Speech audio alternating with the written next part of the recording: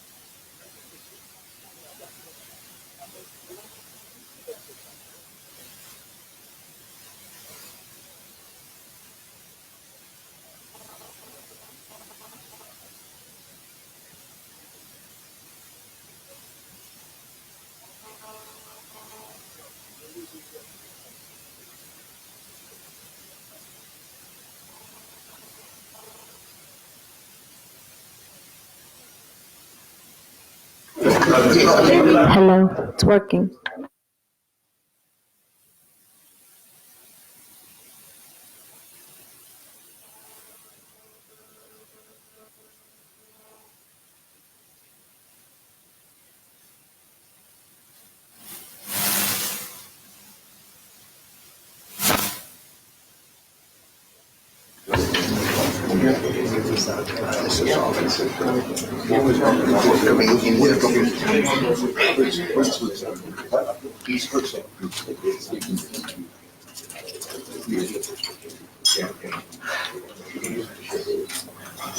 Ladies and gentlemen, good morning.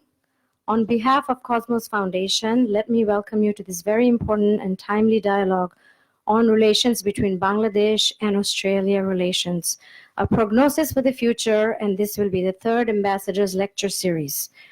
I'm Nabila Rahman, and I would personally like to thank each of you for taking the time to attend this extraordinary gathering, especially our distinguished speakers and panelists.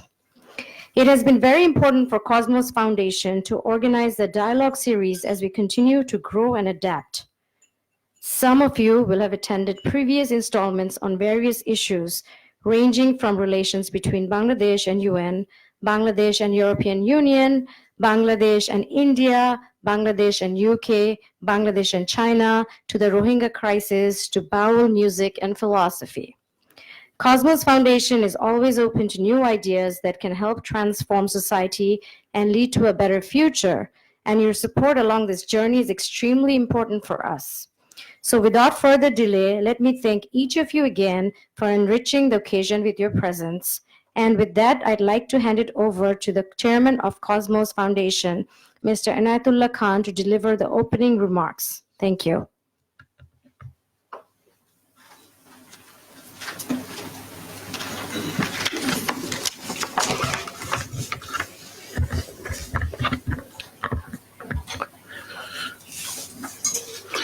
Good morning. May I request everybody to put their handphone to silent mode, please. Excellencies, ladies and gentlemen, it gives me enormous pleasure to welcome you all to yet another symposium of the Cosmos Foundation. Your support, I must say, has been key. What I like to believe is the continuing success of the foundation in fulfilling our mandate of instilling into the minds of our audience knowledge about significant issues that confront our community and encouraging deliberations and debate on them. One of such issues is how best we can relate to our friends beyond our frontiers in a manner that both sides can derive maximum benefit. Australia as a country and Australians as a nation fit that description to a T. So this symposium on Bangladesh-Australia relations as a part of our ambassadors' lecture series should come as no surprise to anyone. What is a matter of great joy for all of us is that Australia is represented here in Dhaka by a person of the quality and energy as High Commissioner Julia Neplett. During her remarkable and continuing tenure, she has carried the Australian flag to every nook and corner of the Bangladesh community and earned our respect and affection. I thank you, High Commissioner, for accepting our invitation to be here with us today. Your presence, I have no doubt, will not only broaden and deepen our understanding of Australia, but also show us the path to tread in terms of friendship and cooperation in the future ahead. I would like to take advantage of the occasion to share with this distinguished gathering some of our thoughts and ideas about our mission and vision of the Cosmos Foundation. Our work programs have received a tremendous fillip, among other things, from our collaboration with the Institute of South Asian Studies, ISAS, of the National University of Singapore. It is represented here by its Principal Research Fellow and our chair, Dr. Iftikhar Chaudhry, a globally renowned diplomat scholar, who was also our former foreign affairs advisor in a caretaker government. Recently, I have myself participated in two ISAS events in Singapore, one on UN peacekeeping with a special emphasis on Bangladesh, and the other was a flagship annual general conference on South Asia. Takeaways from those have fed into our thinking at the Cosmos Foundation. Indeed, our last event at Cosmos not so long ago on the UN and Bangladesh followed the first of these back-to-back. It was a great treat for all of us to hear the keynote address at the event of Lord George Mark Malloch Brown, former Deputy Secretary General of the United Nations and former UK Minister. We plan to continue these programs in two formats. One is the Distinguished Speaker Series, and the other is the Ambassador Lecture Series. I'm pleased to be able to announce that our next distinguished speaker will be a significant player in the European political scene, the former president of Slovenia, Dr. Danilo Turk, who is also a well-known thought leader in current European politics. This program will take place on the 11th of January. We are also planning an interaction with Nordic representatives as a group, as a part of our ambassadors' lecture series. You will notice that our events are being matched by our publications, which are largely focused on thematic subjects, climate change, wildlife conservation, issues like Rohingya, and such. The reputation of our weekly magazine, Dhaka Courier, is spreading far and wide, and that includes research pieces more and more, which are burgeoning interests to the academic community.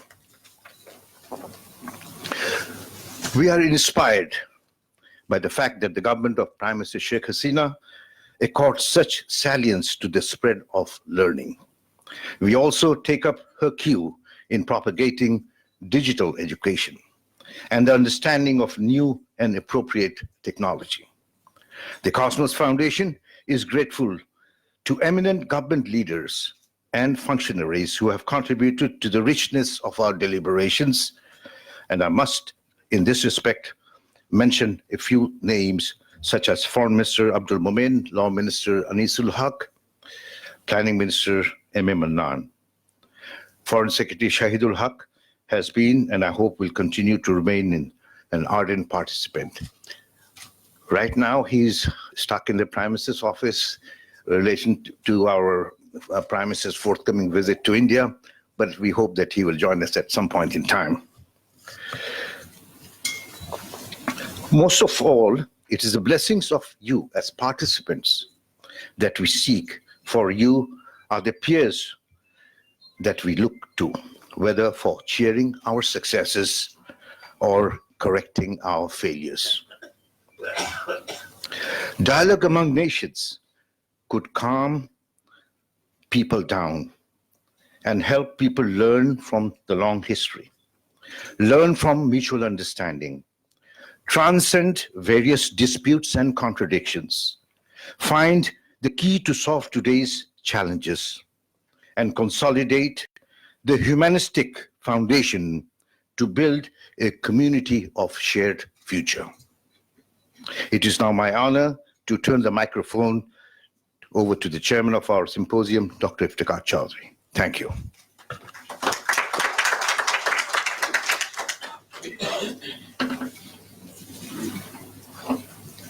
Thank you, Nath. Ambassadors, ladies and gentlemen, it's a pleasure to be back in Dhaka among you for yet another edition of the Cosmos Lecture Ambassadors Lecture Series.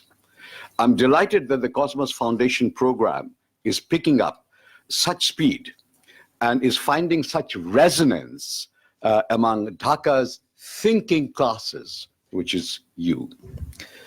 I've heard Anat's plans with great interest, and I assure him of ISAS's support and also mine from my perch in Singapore. We intend to continue our collaboration in the manner that we have to date. Today, we shall focus on a country that is close to many of our hearts, certainly mine, Australia.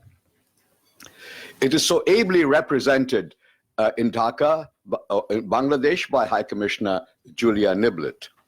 Many bonds link our two countries and peoples together: Commonwealth, cricket, values, vision, and many, many more. It was on the anvil of learning, the Australian National University, where my own mind and intellect were forged to observe, study, analyze, and thereafter in my own career, act upon matters of international relations. It was accomplished among some of the greatest names in that discipline, in the discipline of international relations: the mighty Hedley Bull, J.D.B. Miller, Des Ball, Robert O'Neill, and others. Which is why for me this occasion is doubly pleasurable. But the subject of the discussion itself, Bangladesh-Australia relations, I shall leave to the High Commissioner and to the rest of you participants. I shall, as I'm wont to do on these occasions, instead present the global milieu, the international matrix against which these bilateral relations are being conducted. My views are culled from my perspectives gathered where I'm currently based, as you have heard, in that little red dot that is Singapore. I hope that placing these within such a context will broaden our deliberations and at the same time sharpen our understanding of the subject itself. As we speak, the so-called liberal world order, that is institutions, alliances, economic arrangements, and the democratic values that have provided the foundation of the global system so far is under severe pressure. Key players have chosen to focus on their own narrow perceived national self-interest, appearing to abandon universal norms underpinned by multilateral institutions such as the United Nations and the World Trade Organization. That does not augur well for a majority of the countries of the world who seek security and stability in the global rule of law and the prevalence of an international order. These create the enabling circumstances, and I talk of the international club rules, enabling circumstances for countries like ours to concentrate on the welfare and the development of our peoples. Almost as a corollary to this phenomena, we see the number of global flashpoints grow significantly.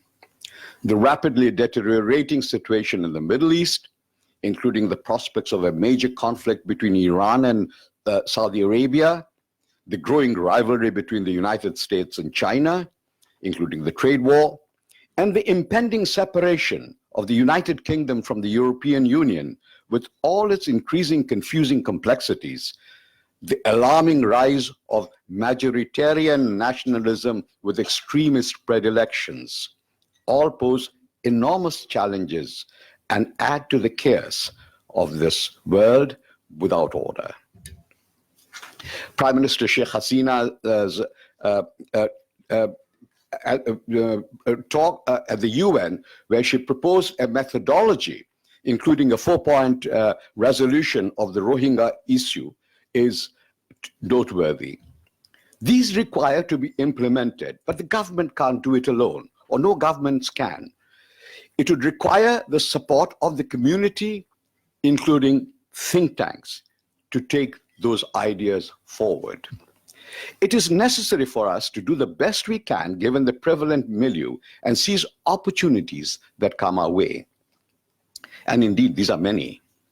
There are exciting potentials for collaboration among countries of the Indian Ocean Rim Association, Bay of Bengal littorals, and the Andaman Sea.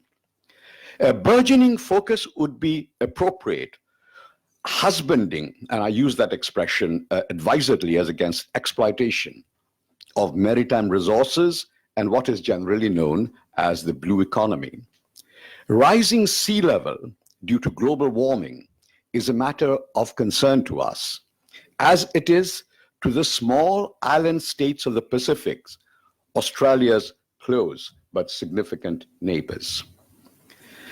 The reason why I have provided a somewhat wider setting to our discussions, which are actually designed to review bilateral relations, is that oftentimes specifics are better comprehended when examined within a more general framework. As has been said, what of England do they know who only England know? Yes, Bangladesh and Australia have enjoyed long-time cultural and emotional links. But yes, it is also true that any relationships of this kind are better situated within present-day strategic and economic imperatives rather than nostalgic musings. The simple but incontrovertible thesis of my remarks is that there is plenty of scope in our bilateral relations for that. I thank you.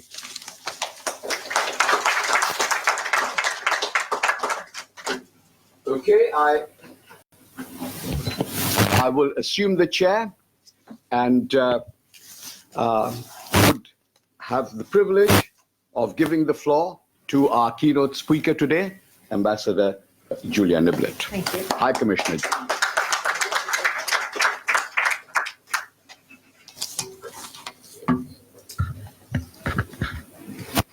Thank you very much.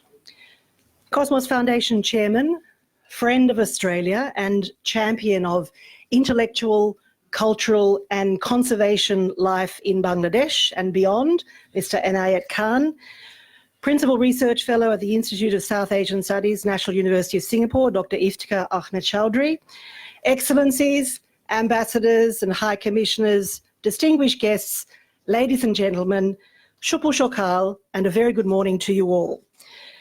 Thank you so much for coming, and thanks to our friends at Cosmos Foundation for arranging this event. I'm delighted to be invited to speak here. But when I was first invited to participate in this dialogue, I have to say I was a little worried about the choice of language for the event title.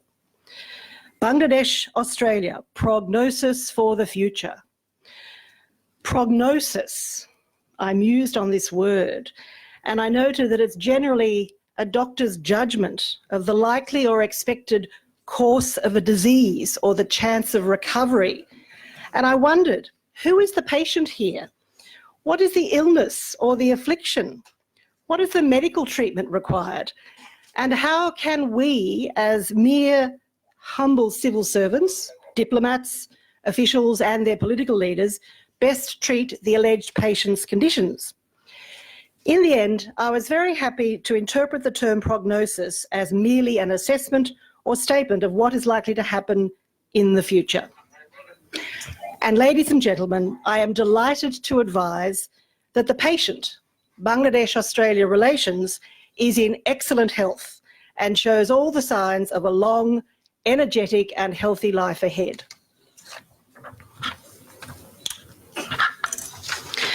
I'd like to summarise Australia-Bangladesh relations. This is my short snapshot summary.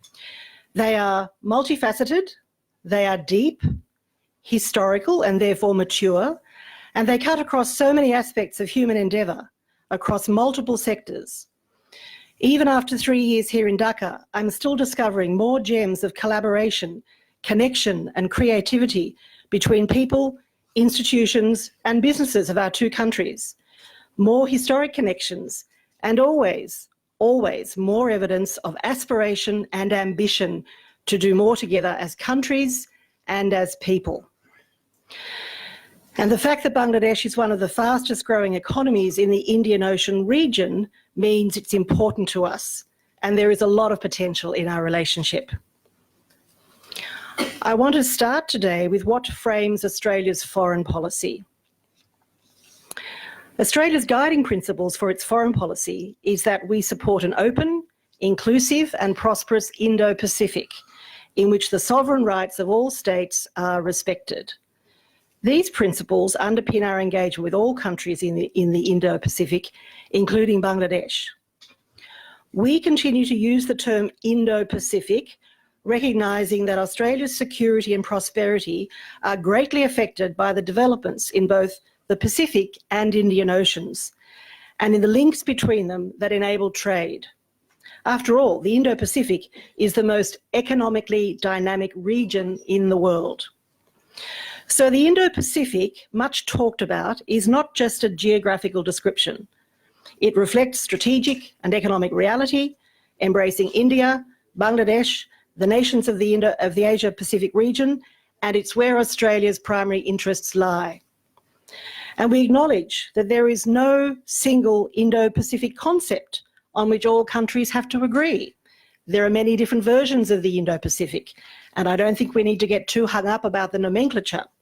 Each country will have its own concept, depending on its history, its interests and priorities. The Australian Government's Comprehensive Foreign Policy White Paper, launched in November 2017, affirms that an outward-looking Australia fully engaged in the world is essential to our future security and prosperity. And if I can just show you as a prop, this is our Foreign Policy White Paper. It's available online and I commend it to you all to read. It gives a really good framing of how Australia sees its place in the world.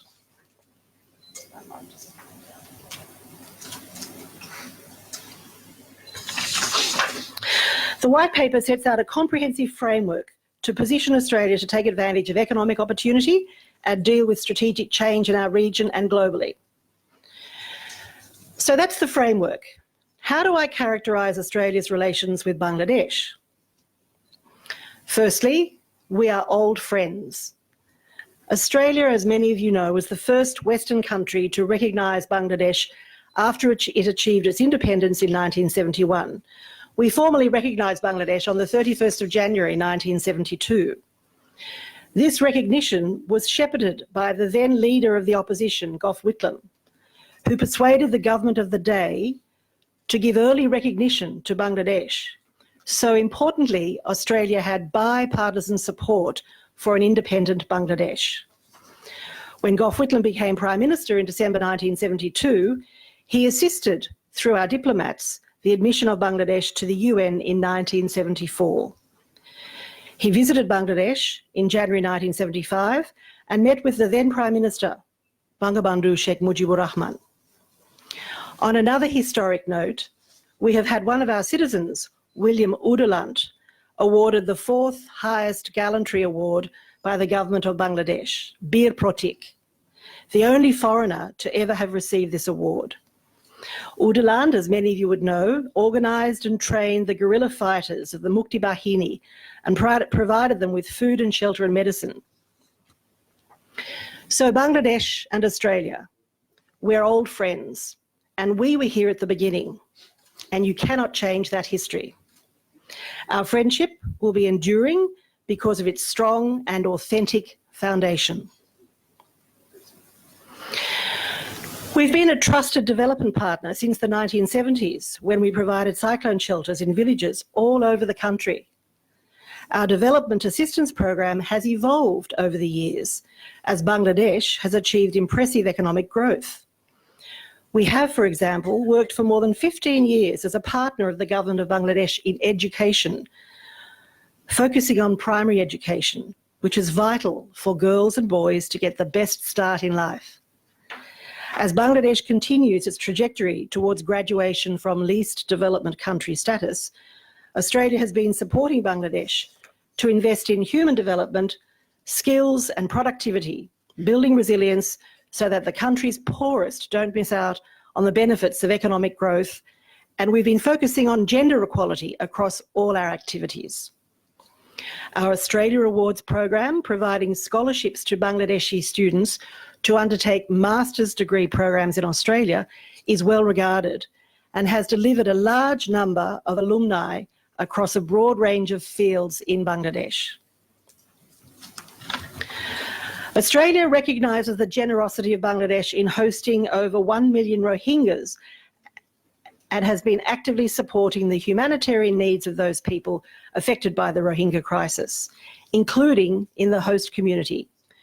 We've provided over $122 million in humanitarian assistance since that latest influx from August 2017, but our assistance in providing food to Rohingya and the host community of Cox's Bazar goes back long before that most recent influx. During the Australian Foreign Minister's recent visit to Cox's Bazar in September, she saw firsthand how Australian assistance is providing life-saving assistance, including provision of food, shelter, medical services and clean water to those displaced and affected by the crisis. On Myanmar, Australia has acted and continues to act in response to the atrocities committed in Myanmar. We are deeply disturbed by the UN fact-finding mission's conclusion that war crimes and likely genocide have occurred in Rakhine State. We have strongly condemned the atrocities committed in Myanmar. Last year, Australia imposed targeted financial sanctions and travel bans on senior Myanmar military officers. At the current Human Rights Council session, Australia, which has just concluded in Geneva, Australia continued to support, in fact co-sponsored, the resolution on the situation of human rights of Rohingya Muslims and other minorities in Myanmar, reiterated our concerns, including regarding the ongoing fighting in Rakhine State and the importance of accountability for atrocities and justice for the Rohingya. We express these through a number of statements in the interactive dialogue with the Special Rapporteur on Myanmar and the interactive dialogue with the UN fact-finding mission. Australia welcomed the establishment of the Independent Investigative Mechanism for Myanmar in our national statement delivered on the 10th of September. And Australia has expressed its concerns on numerous occasions to the Myanmar government about the renewal of violence in Rakhine State and the further deterioration in the security environment and the resulting restrictions on humanitarian access, which make finding a durable solution to the Rohingya crisis even more difficult. So Australia has stood by Bangladesh on the Rohingya issue. Australia and Bangladesh have very close people-to-people links through many years of migration, sporting links, and education.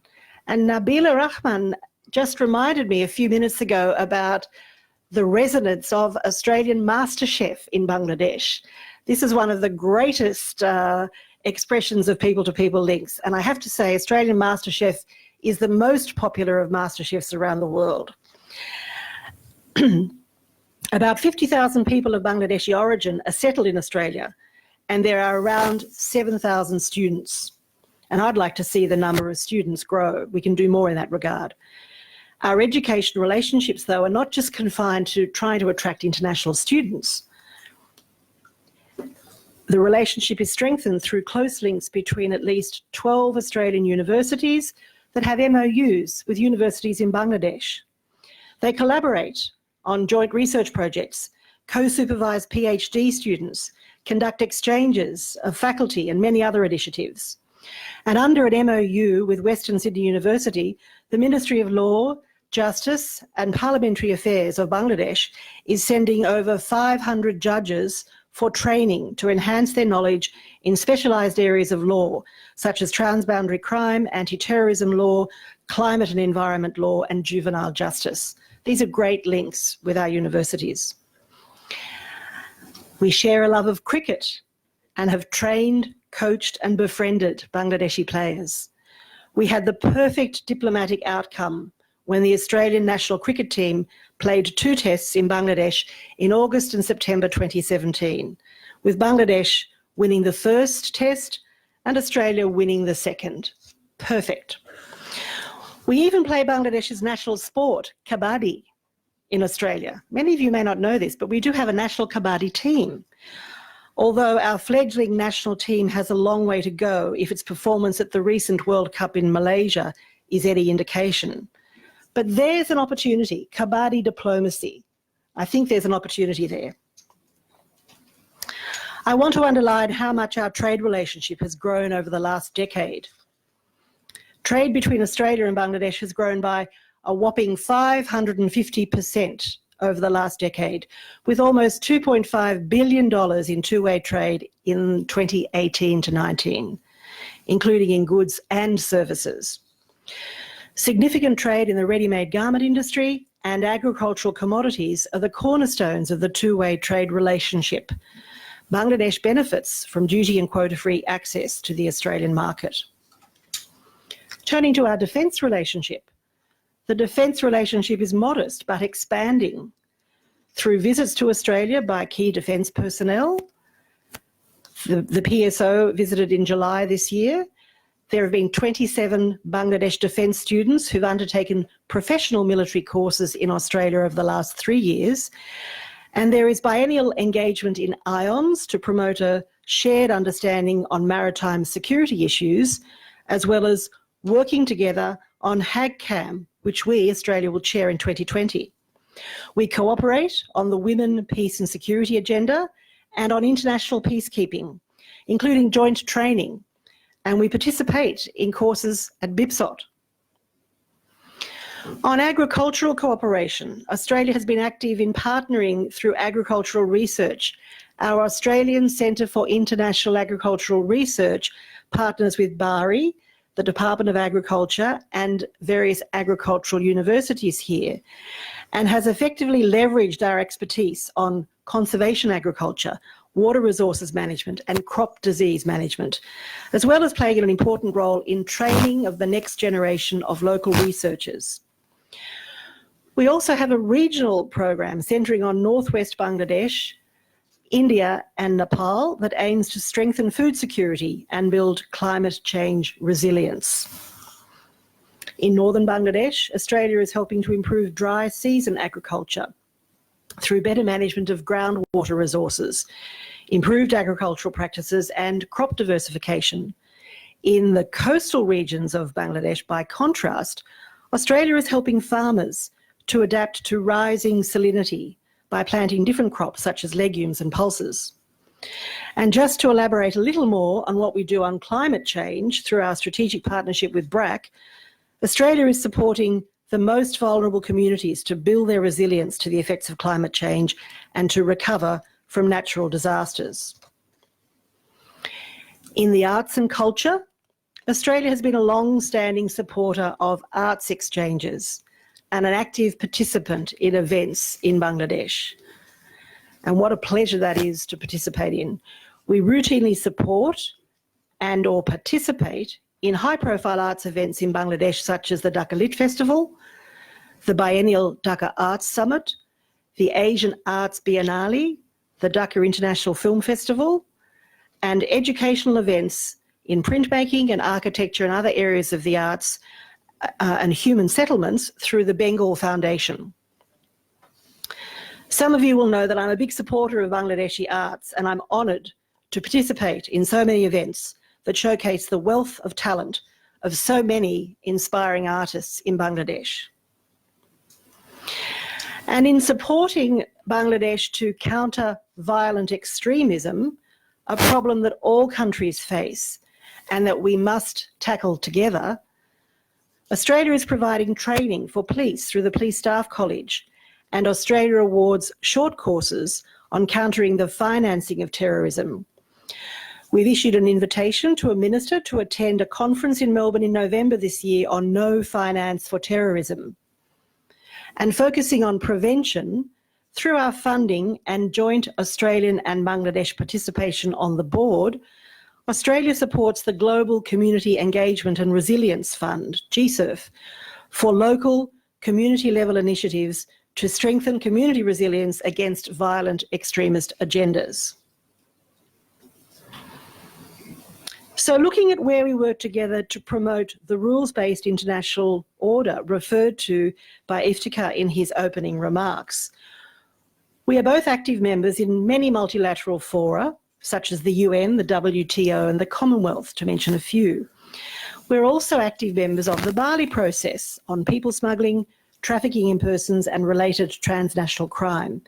This was established in 2002 and it's co-chaired by Australia and Indonesia. Our work together has effectively raised regional awareness of the consequences of these crimes and the effect they can have in terms of impacts on the countries in the region. We are both members of the Indian Ocean Rim Association, IORA, the only ministerial level forum in the Indian Ocean region. And we have shared interests in driving the IORA agenda to advance cooperation on maritime security and safety, trade and investment facilitation, fisheries management, disaster risk management, academic science and technology cooperation, and tourism and even cultural exchange. The blue economy and women's economic empowerment are two further cross-cutting priority areas that both countries actively engage on. And can I applaud Bangladesh's successful hosting of the third IORA Ministerial Conference on the Blue Economy last month. So that is a quick scan of all the areas that we collaborate on with Bangladesh. I'll turn now to the prognosis for Bangladesh-Australia relations. Going forward, our policies will continue to give expression to Australia's values: freedom, democracy, the rule of law, equality, and mutual respect. The future of this region and of Australia's relationship with Bangladesh holds many opportunities. This is to be seen not only through the prism of the bilateral relationship, but also, importantly, how Australia and Bangladesh can work together within our region and beyond. The Indo-Pacific is undergoing a significant strategic and economic transformation. By 2030, the Indo-Pacific region is expected to be home to the world's 5 largest economies: China, the US, India, Indonesia, and Japan. The Indian Ocean region specifically is also transforming, with India and Bangladesh among the fastest growing economies. This economic dynamism brings new opportunities and increased capacity to solve problems and to improve lives. A free and open Indian Ocean region is critical to Australia's and Bangladesh's national security and prosperity. As a major thoroughfare for global container and energy trade, our economy relies on the secure passage of maritime trade through and beyond the Indian Ocean. 90% of Australia's exports are shipped by sea. We're a trading nation, more than half of which depart from ports on the Indian Ocean. We also possess the longest Indian Ocean coastline of any country, as well as its largest search and rescue zone. Like elsewhere in the broader Indo-Pacific, the Indian Ocean region is experiencing rapid change, including rising strategic competition. There are transnational threats in the maritime domain, such as piracy, people smuggling, narcotics trafficking, terrorism, and illegal fishing, and global environmental challenges such as marine pollution and climate change. Australia supports the continuation of a rules-based regional order where the Indian Ocean remains free, open, and inclusive. Our vision for the region is characterised by cooperation, respect for rules and norms, transparency, economic sustainability, mutual respect, and that which leaves space for all nations, including rising states such as Bangladesh, to pursue their interests. In this context, there are opportunities for Australia and Bangladesh to work together in many ways, including to build stronger regional institutions and norms that manage regional peace and security and that promote openness. I might use as a jumping off point for the future of our relationship the recent visit to Bangladesh of Australia's Foreign Minister, who is also the Minister for Women, Senator the Honourable Marise Payne. So her visit to Bangladesh in early September was a long overdue by an Australian minister. This was the first visit to Bangladesh by an Australian foreign minister since 1998 and the first by a cabinet minister since 2006. I acknowledge that this has been a long time coming. The recent visit was an important and tangible opportunity to bolster our growing bilateral relationship.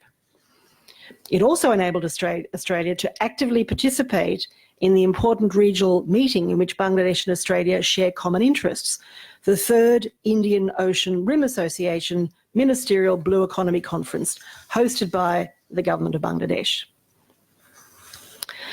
The Minister's visit, I believe, was an important opportunity for a deeper understanding of what we do well together and an opportunity to look to the future and build the potential for increased engagement with Bangladesh on a range of issues. So what is important to our respective countries in the future? What's the prognosis? So first of all, I might start with what's the prognosis on Australia's support for the Rohingya issue, because that's an issue that is very much at the forefront of people's attention. Australia recognises the significant impact this crisis is having on Bangladesh, in particular the host community in Cox's Bazar. Going forward, we are committed to working side by side with Bangladesh, and as the Foreign Minister underlined during her visit last month, Australia will continue to provide humanitarian assistance to refugees and host communities impacted by the crisis. Our focus will be on continuing to provide life-saving assistance, protection, and education services to assist Rohingya people to better integrate into Myanmar society when they are able to return safely. And noting that Bangladesh is prone to natural disasters and in response to the environmental damage caused by the influx, Australia is supporting disaster risk reduction measures, including reforestation and slope stabilisation projects that will regenerate the land and help mitigate the effects of monsoons and cyclones. Australia will also continue to support efforts to create conditions conducive to returns to Myanmar, including through supporting the implementation of the Rakhine Advisory Commission recommendations on Myanmar. We continue to encourage Myanmar to implement these recommendations, including removing ongoing restrictions on freedom of movement and providing access to services and livelihood opportunities in Rakhine State. And we continue to encourage the involvement of UN actors in any repatriation process. We will continue to work with Myanmar, Bangladesh, other regional partners and the broader international community towards a long-term and durable solution to the Rohingya crisis. And Australia will continue to pursue accountability for the abuses and justice for the Rohingya through our strong support for UN resolutions and accountability mechanisms. So we will stand by Bangladesh on the Rohingya issue. What's the prognosis on Australia's support for development? So we will align the next phase of our aid program to Bangladesh. We will align it to Bangladesh's development trajectory and its own planning documents, such as the next 5-year plan, taking into account the Sustainable Development Goals and targets. Australia is currently looking at the next stage of our development plan, noting that Bangladesh is projected to graduate to middle-income country status in 2024. We expect that our aid program going forward will focus on supporting the drivers of economic growth and productivity, including human capital development to build a skilled workforce. We will also focus on economic inclusion for the poorest and most vulnerable. This is important for prosperity, as well, of course, for stability of any country. And our Australia Rewards program will continue to be a vital arm of our development cooperation. What's the progress on working together on gender equality? Well, so much has been achieved in Bangladesh to date on gender equality, and Australia applauds this progress. But, like in Australia, we see that there is still more to do. So we will continue to support Bangladesh to achieve its gender equality goals in line with SDG 5. Our development and humanitarian partners will continue to mainstream gender equality in all components of their work. And we'll continue to support specific programs that have a direct impact on improving women's welfare. For example, our Foreign Minister recently announced with the Trade Minister an extension to Australia's partnership with the Better Work program in 4 countries, including Bangladesh. Better Work brings together factory owners, workers, brands and governments to improve working conditions and reduce gender discrimination in garment factories. Better Work has a strong focus on developing safer working conditions and closing the gender pay gap throughout the female-dominated industry. And we know that there are flow-on benefits for communities, with Better Work factory workers reporting that their increased wages have resulted in improved health and education outcomes for their children. So we'll stand by Bangladesh and continue to work on gender equality. What's the prognosis for building the trade relationship? Well, we are working together very actively to strengthen our trade and economic relationship. Both of our countries have economic and commercial diplomacy objectives. We know from experience that deeper integration in the trading system helps drive a nation's economic development. Australia sees significant potential opportunities to increase our trade, particularly in energy, such as LNG, in agricultural commodities, such as cotton for the RMG sector, dairy and other agricultural commodities, such as chickpeas, as well as human capital development through our education services. We see significant potential for the expansion of Bangladesh's own trade interests because of its dynamic growth and as a leading producer of garments, pharmaceuticals, leather goods and footwear. So the Bangladesh High Commission in Canberra is jointly hosting with the Australian-Bangladesh Business Council an Australia-Bangladesh Trade Conference next month to discuss the prospects for building our trade relationship. Several organisations from Bangladesh will participate and many from Australia. We'll have the Export Promotion Bureau and BEDA attending, and we hope that a minister from Bangladesh will attend this conference. But there are also some economic challenges ahead for Bangladesh. Much of the economic growth has been driven by the garment sector, so we believe it's necessary for Bangladesh to diversify its export base. LDC graduation will also trigger a loss of preferential trade arrangements, and Bangladesh needs to prepare for this. So Australia is supporting officials from the Bangladesh government to undertake international trade negotiation qualifications in Australia to build their trade negotiating capabilities, and we will continue to do this as needed into the future. On the investment side, Australia knows that Bangladesh is very interested in attracting foreign investment. And we know that Bangladesh's growth path will require foreign direct investment to create an inclusive and diversified economy with more and better jobs. But it needs to provide confidence for those looking to trade with and invest in Bangladesh. Economic governance reforms are critical for Bangladesh's continued economic growth, particularly as it moves to middle-income country status. In the World Bank's 2019 Doing Business report, which has the Ease of Doing Business rating, Bangladesh is sitting at 176 out of 190 countries on that list, indicating that a range of issues are needed to improve investment. I note that last Friday, the World Bank announced that Bangladesh is rated as one of the top 20 improvers in this index, with the Doing Business 2020 report to be launched on the 24th of October. Australia congratulates Bangladesh on these reforms, especially around streamlining the steps to set up a business, reduction in some of the fees, speedier electricity connection and access to credit. And we would definitely like to see the reforms Bangladesh has undertaken reflected in a lift in its position on this index. And we expect to see that when it's launched on 24 October. Transparency International has ranked Bangladesh as 149 out of 180 countries on corruption perception in 2018. And we believe that this perception needs to be tackled to build business confidence of those looking to trade with and invest in Bangladesh from Australia. So we certainly note the changes underway, and we encourage Bangladesh to continue its focus on promoting a better business enabling environment and hope that these initiatives have an impact on business confidence. I just want to say something on human rights.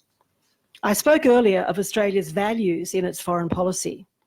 On human rights in particular, Australia is committed to the aims and purposes of the Universal Declaration of Human Rights and the ongoing promotion and protection of human rights. Australia strongly believes that freedom of expression, protection of the rights of minorities, and judicial independence are fundamental to democracy.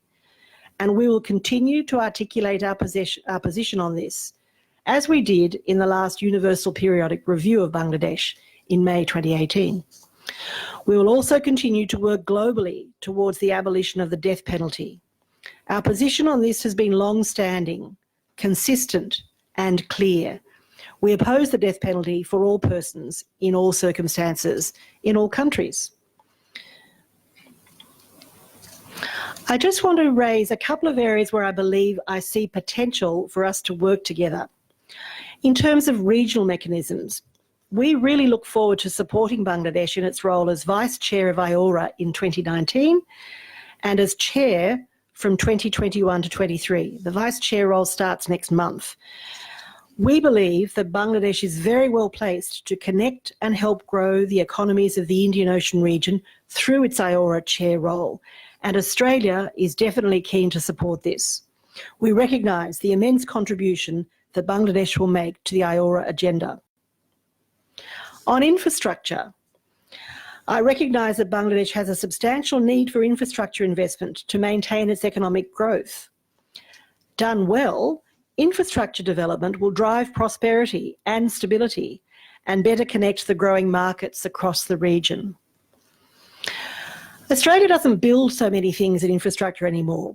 Instead, we've refocused our support from directly building infrastructure to using our world-leading expertise in helping to deliver complex infrastructure projects, in providing targeted technical assistance around contracting and procurement, leveraging private sector finance, ensuring standards and safeguards are in place, including important environmental safeguards, and overall project management. That's where our strength lies.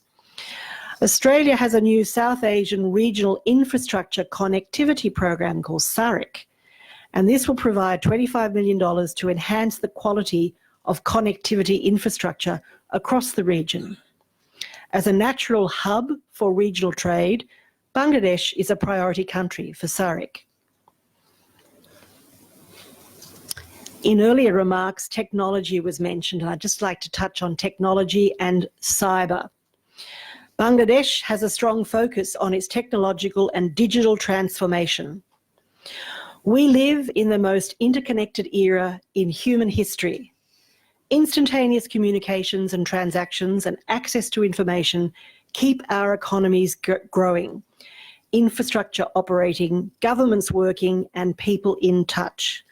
Technology will continue to fundamentally change the way we all live and work. Australia has a cyber affairs strategy. It covers all range of cyber affairs issues, not just cyber security, but all manner of issues relating to cyber, and it's global in perspective. We believe we have significant expertise to lift our engagement with Bangladesh on issues around digital trade, cybercrime, technology for development, digital service delivery, and internet governance and cooperation. We have already worked with Bangladesh in some of these areas, but there is more we can do. And it may come as a surprise to some of you, but Australia has carved out an international reputation for blockchain technology since the technology was first introduced over a decade ago.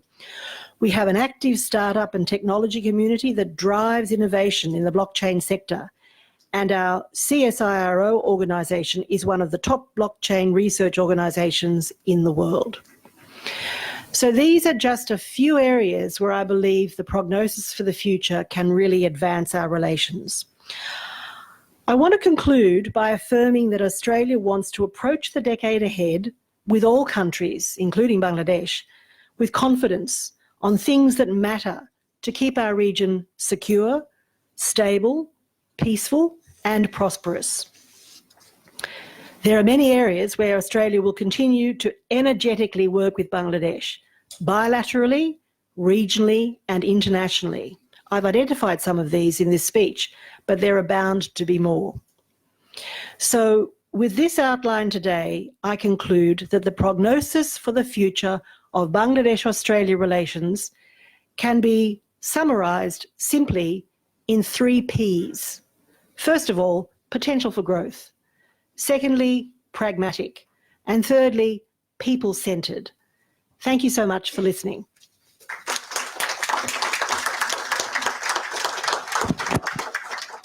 Thank you, Julia, for that excellent narration of relationships and also the analysis of those. Looking into the future, absolutely correct. There are many areas in which there are potentials for cooperation and together to endeavor to make the world and the region secure, stable, prosperous, and peaceful, of course. Also, you touch a very broad spectrum of relationships across development, gender equality, etc.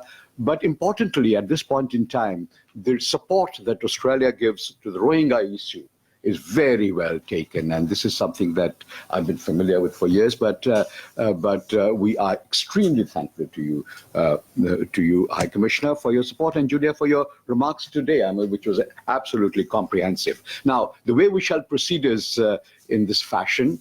I will recognize those who have shown their hands and sort of their intention to speak. I would request you to keep your remarks or questions limited to 2 to 3 minutes.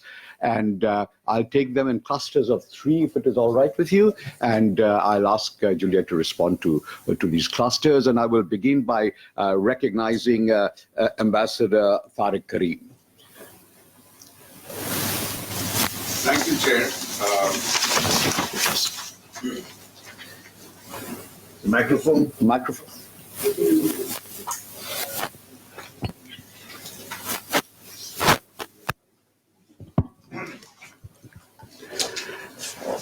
Thank you, Iftikhar, for giving me the floor. First of all, I wish to compliment High Commissioner Julia Niblett for an excellent, very comprehensive and very lucidly elaborated tour d'horizon of Bangladesh-Australia relations, as well as touching quite substantially on the prognosis. My question and curiosity is evoked from your comments on Australia's support for to Bangladesh on the Rohingya issue. It has two sides of the coins.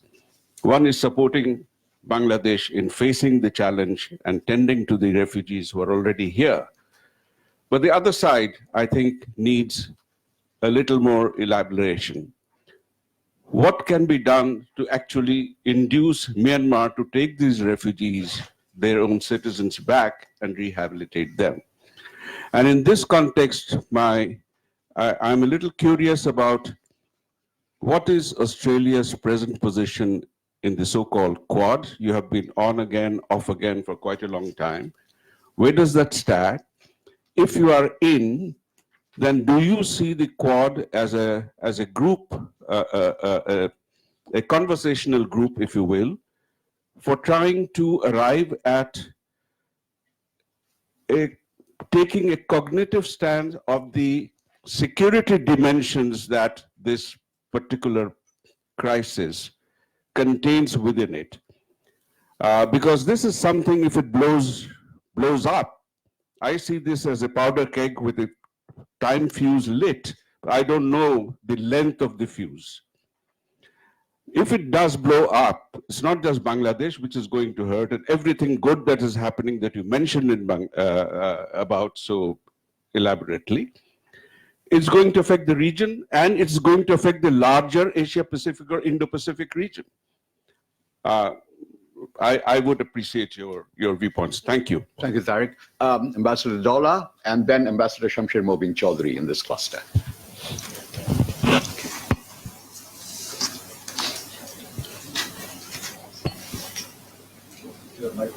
Yeah, if you keep your hand raised so that they can identify and locate you, and then hand. Oh, thank you, Chair. Thank you, High Commissioner Julian Evelet. It was an excellent presentation. The bilateral relations between Bangladesh and Australia, and of course, an overarching dimension of the Australian foreign policy and its role in the international issues. I have been privileged to serve in our mission in Australia on 2 occasions, from 93 to 95 as Minister, Deputy High Commissioner, and from 2004 to 2006 as the High Commissioner. And of course, before I pose my question, I want to again officially express my appreciation to you for visiting my village home, which is the most disaster-prone part of the country, and you have been there for 2 days and you have witnessed the situation. Now, the first question that I would like to ask, you said, you mentioned about the ministerial visit to Bangladesh from Australia since was last in 2006. And I was privileged to accompany the minister, Amanda Vanestone. And apart from that, it was a routine visit, but it was significant in the sense that while I was in Australia, I had very successfully persuaded, and we did work out an agreement, which is called Working Holiday Visa. And that was, I was told that in the whole of South Asia, that was only with Bangladesh that Australia was signing that agreement. And I understand it had worked for 2-3 years, but subsequently it has been discontinued. So I would like to know that why it has not been continued. Number 2, of course, you mentioned about our community in Australia, and the number is 50,000. That's quite a significant number. And our community there, as much as they are building a bridge, people-to-people bridge between the 2 countries, but they're also significantly contributing to the Australian economy. You mentioned about the blockchain, and my daughter, who is a now citizen of Australia, and she is a consultant in the blockchain. She is a lawyer, but she has moved over to this technology, and she's a great enthusiast of blockchain. You mentioned that, you mentioned the visit of Gough Whitlam as the Prime Minister in January 1975.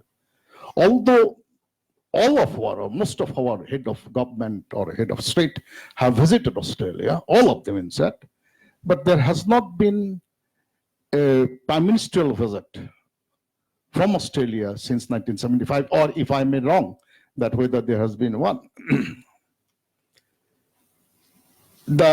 You mentioned about investment.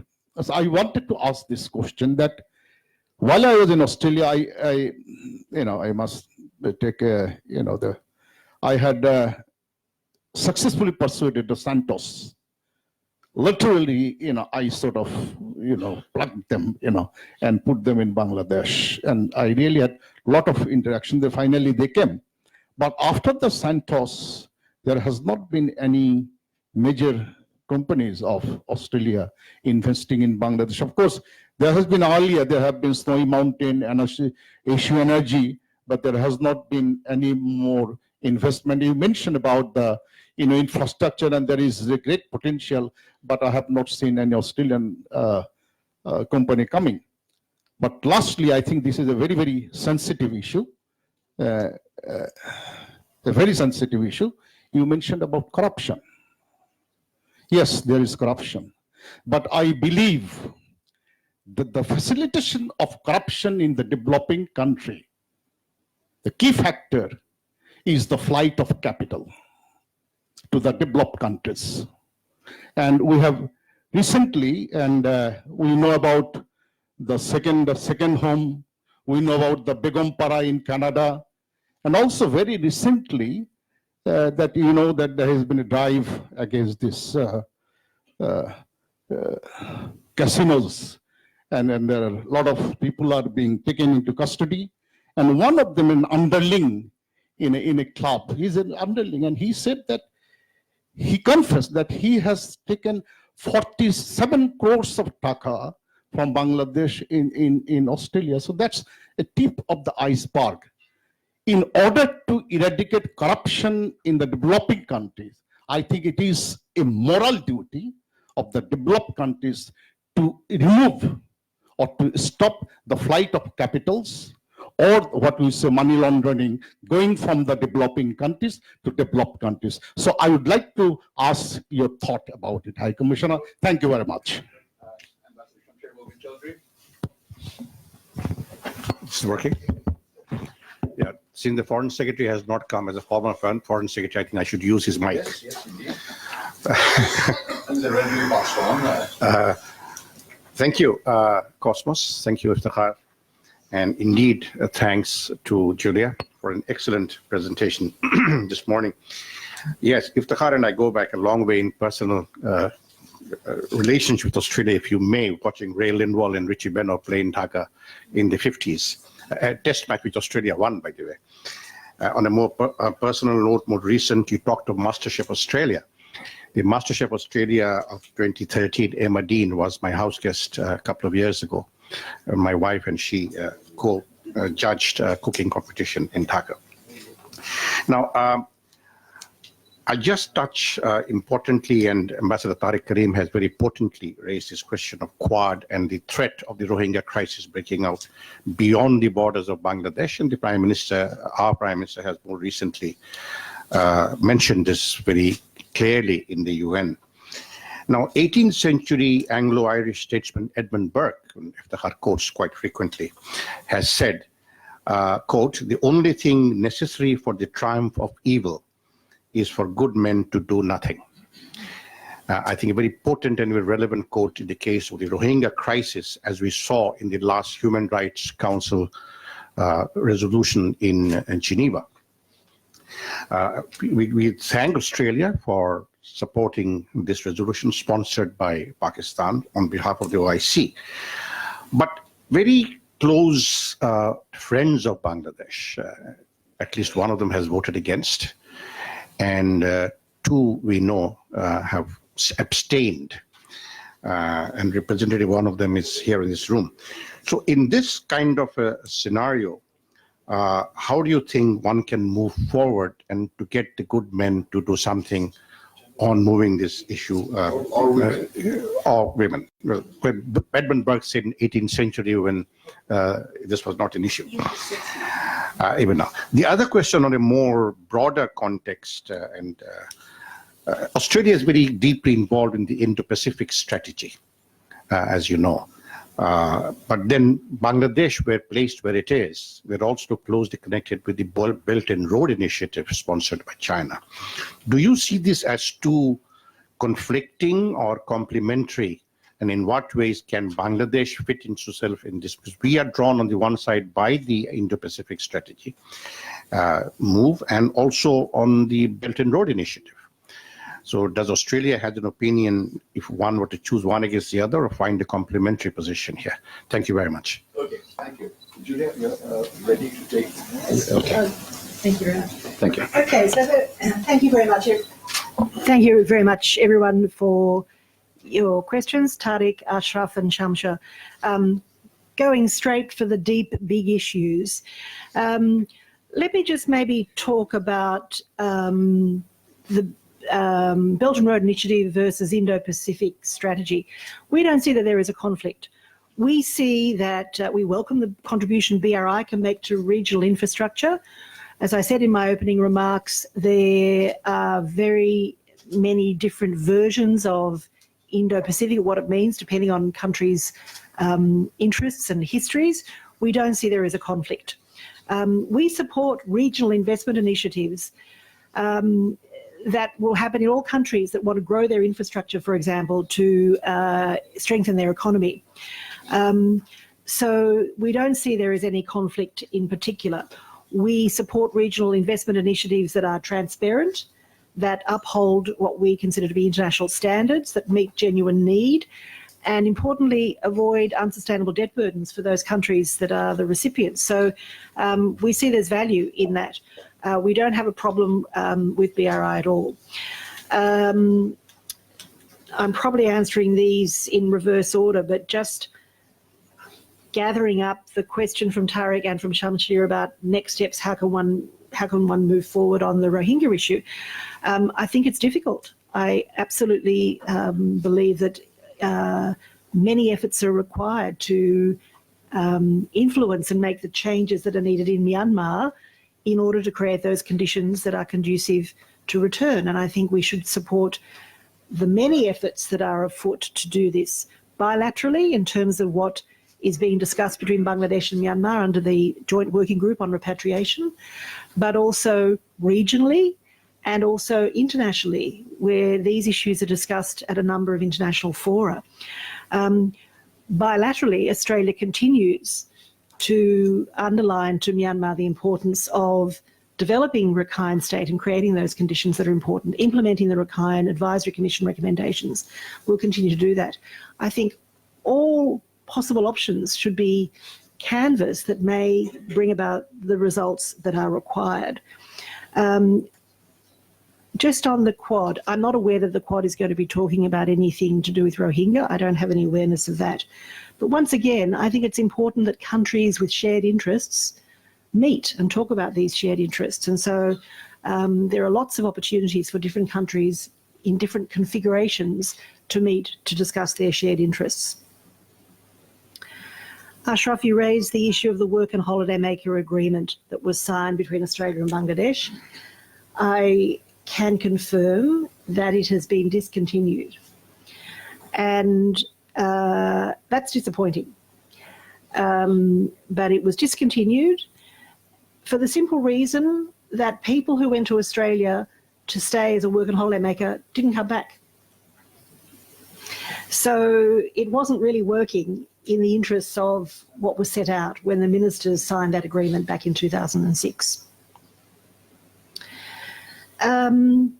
You asked about investment in Bangladesh from Australian companies. I've been working very hard to try and encourage more investment and to open opportunities. This is part of my job.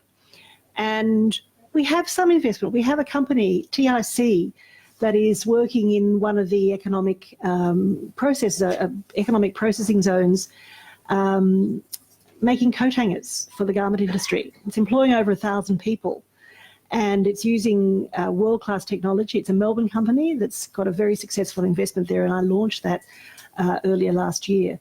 I'm always looking for opportunities for Australian companies to invest in Bangladesh, and the issues I raised around confidence are issues that I think are important to address, but the biggest incentive for business to invest here is seeing other businesses succeed, and seeing them succeed and flourish is a really good demonstrable example of what's possible here. You mentioned the issue of corruption. I agree it's a sensitive issue, but it's a very important issue. And I think the most important aspect around tackling corruption is around good governance and having an environment in place, a regulatory environment in place that limits the opportunity for corruption, but also systems that are able to identify and investigate corruption when it occurs. I can't comment on the capital flight issue. There's nothing in particular that I know about that particular case that you referred to that was reported in the media. But I think corruption has to be tackled thoroughly and comprehensively, and there are a number of things that can flow from a zero tolerance of corruption policy around good governance. I think I've answered all the questions. I think so, more or less. Prime Minister's visit. I thought that was an observation and a comment, not a question. Yeah, I mean, are you wondering why there have not been or whether there will be or what? There would be any. Well, I certainly can't are you in a predict. position to No, know? I certainly can't give any Yeah, indication if okay. there will be one in the future. Yeah. But yes, you're absolutely right. They're very important opportunities. We're open to looking at those possibilities into the future. All right. The next series, I'll start with the Admiral. May I request that you sort of identify yourself for our record and also your affiliation, if any. The next other two in this cluster would be Messrs. Salim Chaudhry and Zaid Sattar in this order. And thereafter, I have Professor Dilara Chaudhry for this thing, and followed by Ambassador Sirajul Islam. Okay, so Admiral, if you raise your hand, okay, you've got the. Yeah, I've got it. Yeah. Okay. Thank you, Chair. Now, I'm Admiral Awal, associated with BIMRAD, that is a research organization, Bangladesh Institute of Maritime Research and Development, and also the former ambassador. Thank you, Excellency, for your good speech. Now, your foreign minister visit has taken place after 2 decades. Very welcome visit. About the IORA Blue Economic Conference, a recommendation, it will take time. Could you please throw up on what we can do bilaterally on the blue economy? Because that is an area which we are focusing very seriously in Bangladesh now. Regarding the Rohingya issue, thanks for the accountability support that you are giving, particularly in the last UN session. Now, one disturbing development that I want to focus here is the investment scenario in Myanmar. You see, the UN Human Rights Council and the Independent Commission report has given an elaborate violations, the genocidal intent and all, with specific recommendation for accountability of the military. But they have mentioned not to put sanction on Myanmar. That was an encouragement for Myanmar, and the result, which is seen that 2016-17, the FDI commitment was 9.5 billion for Myanmar. It took a tumble in 2017-18, came down to half. And then after this, Independent Commission report, it is not only the encouragement for Myanmar, the FDI commitment has gone up by 70% this fiscal year. Now, 11 countries, the last one, Singapore, to sign the investment promotion and agreement. Last month, Singapore has signed. 11 countries, where all big countries, champions of human rights and all are there. Now, they are all in that, except for the European Union. Nobody has backed out from this investment promotion agreement. Unfortunately, with all your support, the Australia engagement is also there. Now, unless Myanmar is deterred from this investment spree, they will take a signal that, okay, it could be a new normal. You can live with genocidal, allegation, and not only genocide has taken place, only the people also they are under threat of genocide. It's a new normal. You can do business as no big shots are objecting. Your comment on that. Other thing, very nice to hear about that one version of the Indo-Pacific. You don't see any conflict. But in our scenario, it is seen as a binary choice for the particular smaller states in the Bay of Bengal littorals. Either you choose Belt and Road or you go for the Indo-Pacific. Now, what sort of leverage you can bring, if I may mention about the... Can you elaborate and explain that either you choose Indo-Pacific or BRI? Or the BRI. It's a binary choice. You I mean, you don't have an inclusive choice. don't have to Bangladesh choose. wants to do that. You don't have to choose. My response is you don't have to choose. Okay. Right. You'll get your chance to respond. Let me finish, and then if I can, how can you bring the leverage on? Because Australia has the distinction of hosting a trilateral, what the exercise Kawara this month also taken place. Trilateral military exercise involving USA, Australia, and China. And you have the distinction of hosting a military exercise over last, I think, 7 years it is taking place. So when you say that there is no conflict between the BRI and Indo-Pacific, what sort of leverage you can bring in this context? Thank you. Okay, thank you. You have your homework, done your homework, of course. Yeah, okay. Next to Mr. Salim Chaudhary and Dr. Zaidi Sattar. Salim Chaudhary. I don't know if I understood this question. Thank you. Thank you, Dr. Chaudhary and Excellency. I have just two very short questions. One is that the Rohingyas started coming into Bangladesh from 1978. Now, they came in the same manner. It didn't come from the blue. From 70, I should actually put a question to this also, Dr. Chaudhary also, if you can share with the Australian High Commissioner here, that first Rohingya influx at I think about 300,000 came in 78 or late 77, very early 78. The process of displacing them was the same, this happening now. Is there a joint between Australia and Bangladesh? Was there anything to sort of push back at that point during Zia Rahman's time and everything? A policy developed. Is this policies still being adhered to? I don't know, the Foreign Secretary is not here, but Shamsher Mobin Chaudhary can please tell me There are several retired foreign secretaries around this table. That's right. Another one to the Australian High Commissioner is that whatever aid you are giving to Bangladesh for Rohingyas, it is mostly, especially the food aid, is channeled through a World Food Program. There's no food channel through the government of Bangladesh, is there?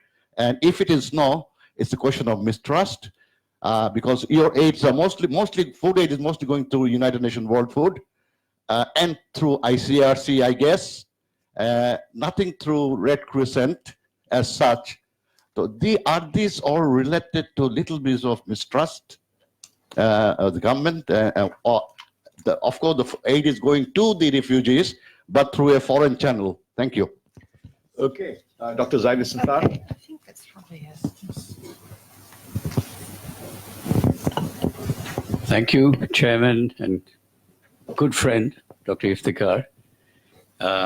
Thank you, Excellency, for a very comprehensive and very detailed presentation on Bangladesh-Australia diplomatic relations, but you have not stopped there. I think you've gone well beyond diplomatic relationship to talk about prospects of trade and investment, development of the country, and all in the context of Indo-Pacific geopolitics as well.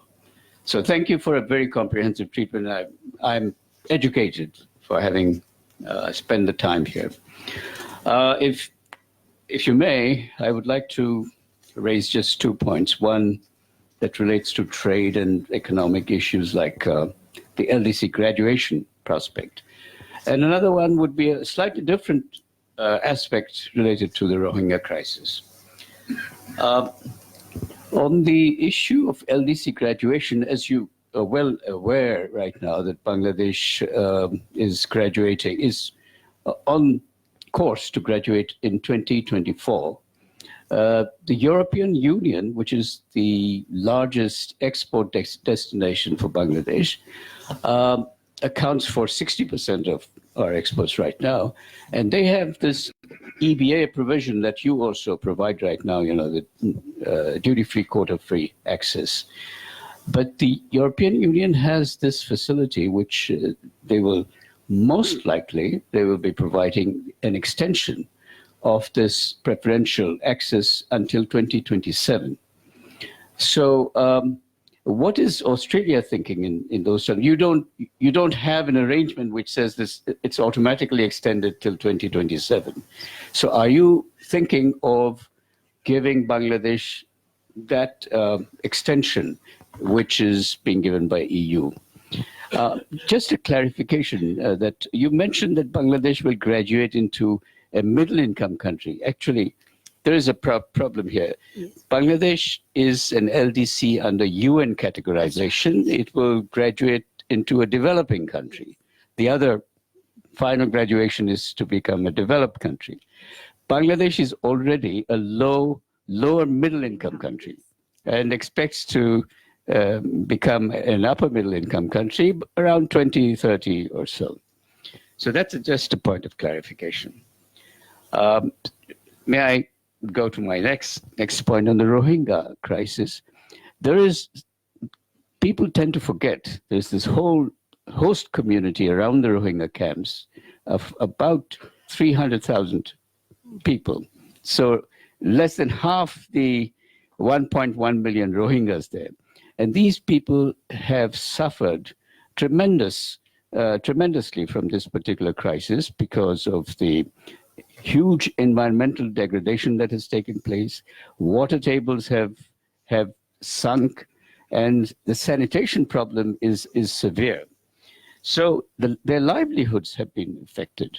So there is I have heard about a principle of humanitarian aid coming into that region, which is that 25% of the assistance has to go to the host community. What is Australia's position on that? Are you also making sure that 25% or whatever share you think is also destined for this host community? So these are my 2 points. Thank you. Thank you, Zabi. All right, Julia. Okay. You have a plate full. Just like that, I'll be able to answer all of these questions. Okay, so in no particular order, can I just check? Can I just check? Were you from BIMRAD? Did you say yes? Okay. I'm really hoping that we can look at some collaboration with BIMRAD, and I've sent a proposal that your chair sent to me to Australia for consideration in order that we can look at doing some work together in terms of BIMRAD's mandate. But you asked a question about blue economy. Look, I mentioned the kinds of things that the IORA agenda is tackling. We see that Bangladesh and Australia have a lot of shared interests on harvesting blue economy benefits. And we're already looking at what we can do together in that IORA context, but also what are the prospects beyond IORA for us to be doing things together. So we're particularly interested in what we can do around women's economic empowerment, for women to benefit from some of the blue economy aspects, from what we can do in terms of marine resources, aquaculture, management of mangroves. There's a whole range of things that we think are really important that we're very happy to do together. And we also, you might recall, the Minister announced during her visit for the 3rd Ministerial Council meeting, the launch of the IORA Hub, Blue Economy Hub in Perth, which is going to do some research that will be able to complement the work that you do on the blue economy aspects of the IORA agenda. And in fact, it would be a wonderful opportunity to try and arrange for BIMRAD and that hub to do some collaboration, even if it's just through visits, to learn a bit more about what each other does. So I think, yes, there are opportunities, definitely.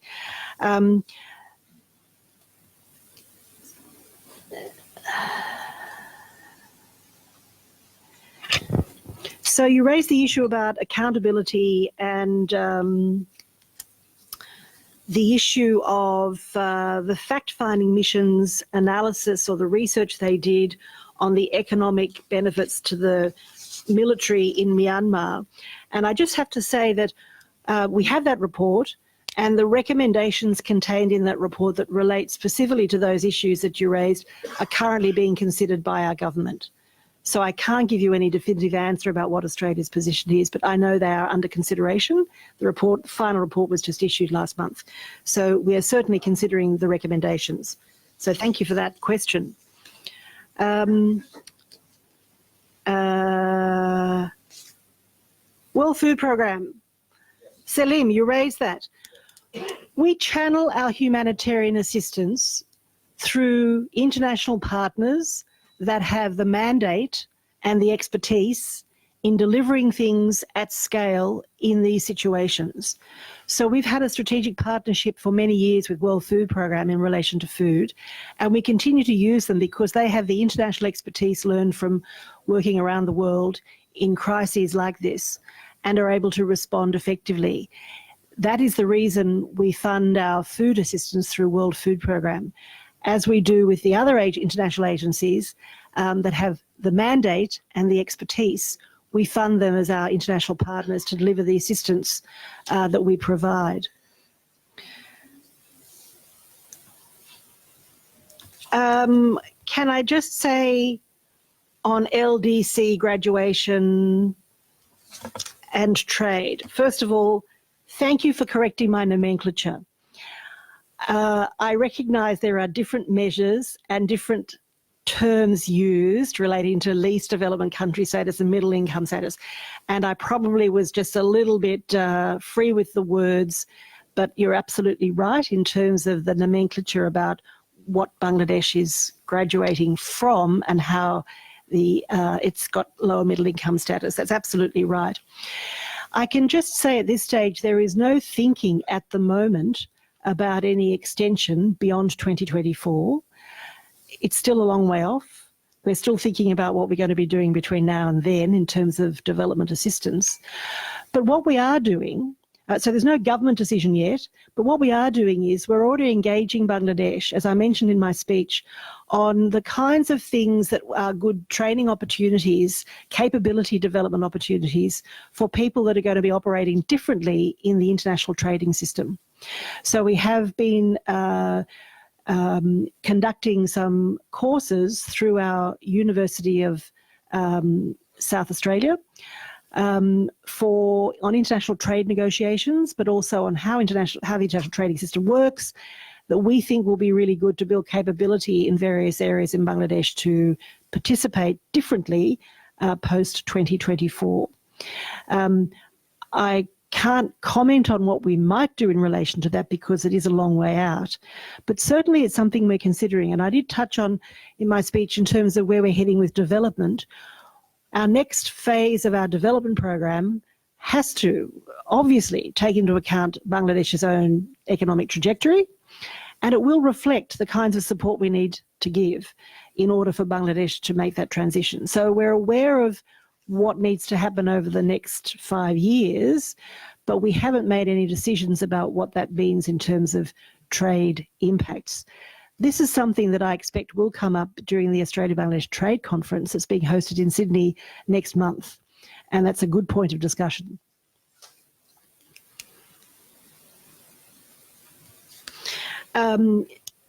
You also raised the issue of the host community. Yes, we're very, very acutely aware, and I acknowledged in my speech, the impact on the host community in Cox's Bazar of the Rohingya crisis. We are definitely doing a lot more work with the host communities, and we have some Australian NGO partners as well as local partners, including BRAC, that are looking at activities in the host community. And in fact, when our minister visited Cox's Bazar last month, she made a specific visit to a host community village to speak to them about how they were being impacted by the crisis and what sorts of things they needed. So we're trying to very much acknowledge the impact on the host community. We're wanting to collect information, data, and evidence of what's needed to address the concerns that are raised. And we hope that we will be able to deliver a significant part of our humanitarian assistance to those people who really need action taken to support the impacts on them in the host community. Now, I can't guarantee, I can't give certainty that it's 25%. I'm not sure. My trusted deputy is here. I don't really know if we've actually done the maths to work out how much of it's going to be allocated, but we are acutely aware of that important need, and we have shaped the design of our humanitarian assistance going forward to take account of that.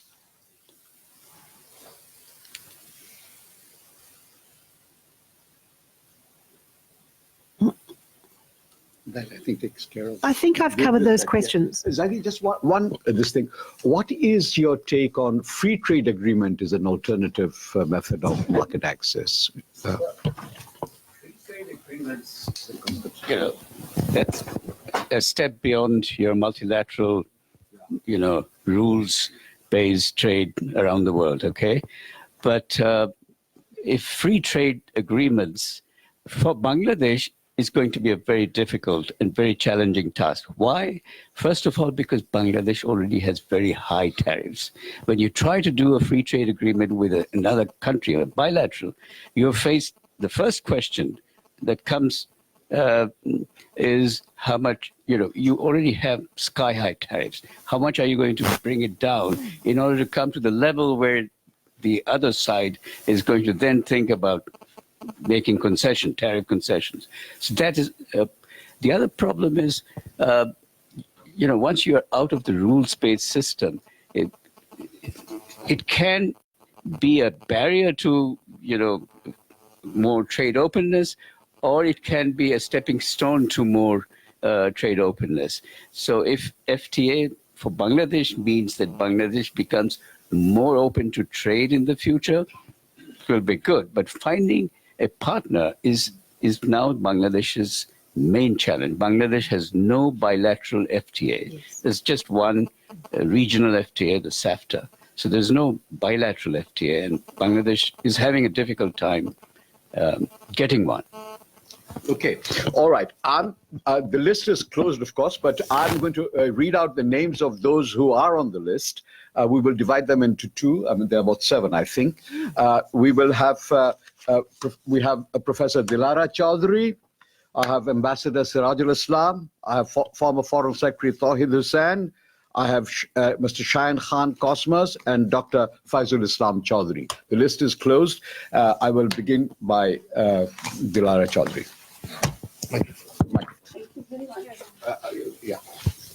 Thank you very much, Chair and the Cosmos Group, for arranging this lecture here.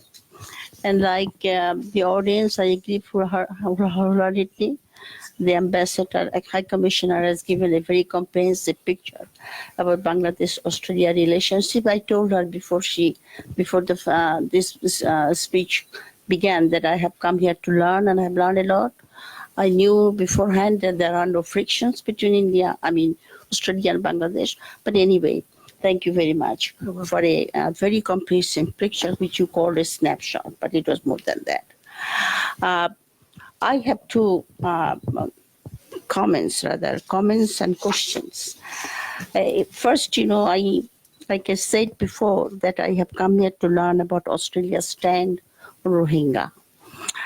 Now, to me, I find that the international community and the countries which profess their linchpin of their foreign policies has been to uphold human rights worldwide. They have, when it comes to Rohingya issue and the violation of human rights of the Rohingyas, and more than that, the liberal democracies and the international community have actually, what they have done, I find that they're mostly rhetorics than actions. And I will give you a few examples. For example, USA and EU, they have banned they have put travel ban on a few generals, and also suggested that there will be freeze on their assets. So that's is not really a harsh action by which the Myanmar military will, change its behavior. And then EU and USA, none of them have withdrawn their preferential treatment when it comes to the export of garment, ready-made products, garment industries from Myanmar. Myanmar garment industry is booming right now. because the Chinese have relocated a lot of their companies because of the trade war with USA. And none of these countries, and EU, I'm surprised that they have this EBA, which specifically tells that human rights, upholding human rights, is one of the conditions to get this preference for any country. But they have not been withdrawn. They have not, the international community, the outrage one would expect, the kind of atrocities, the kind of brutalities which have been inflicted on the Rohingya crisis. I mean, not only from 2017, but, from 1978, actually. The outrage of the international community, I do not find really it that of magnitude. We expected more, actually. And when it comes to sanction, that comprehensive sanction cannot be given unless Security Council, without the approval of the Security Council. But the countries bilaterally, these liberal democracies, they can give sanction against those industries or companies where the military, Myanmar military, is involved. That would really hurt the Myanmar military, which has not been done. And that is why I find that it is more rhetoric than action. Of course, we appreciate the assistance, humanitarian assistance these countries are giving for the refugees, for protecting their human rights and all that. But when it comes to repatriation, I do not see that in the long run, for how long we do not know, when these Rohingyas are really going back to their country of origin.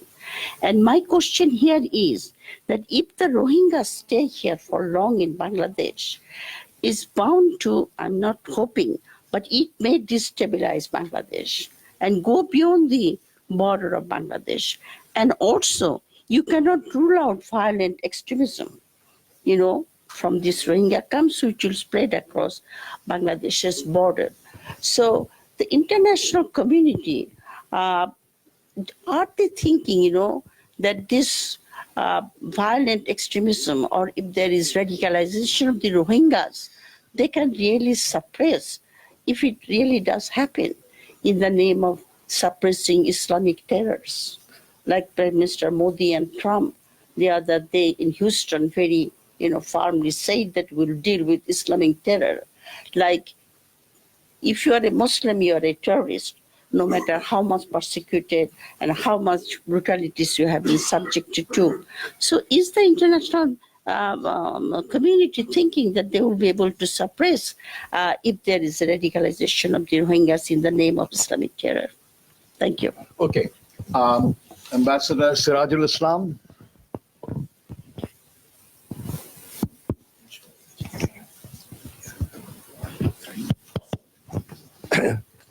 Thank you, Chair. My name is Sirajul Islam. I'm a former ambassador of Bangladesh. I was last posted in Japan, from where I retired in 2006. Thank you, High Commissioner, for a wonderful, analysis, prognosis on Bangladesh-Australia relationship. My reason of speaking here today, coming and speaking here today, is I have also an Australian connection. Now, I've not been there as a head of mission, but I was posted there from 1980 to 83 as a diplomat in a High Commission there. And my perception, my impression about Australia can only be very, very positive. When I was present there, the thing that struck me was, I was told by my Australian friends, that Australia's aid program is given to a lot of countries in the world at that time. Australia had a special relationship with Papua New Guinea. So Papua New Guinea figured ahead of all of the countries. But after Papua New Guinea, starting from our War of Liberation in 1971, our fight for democracy, it was something that had inspired the Australian public hugely.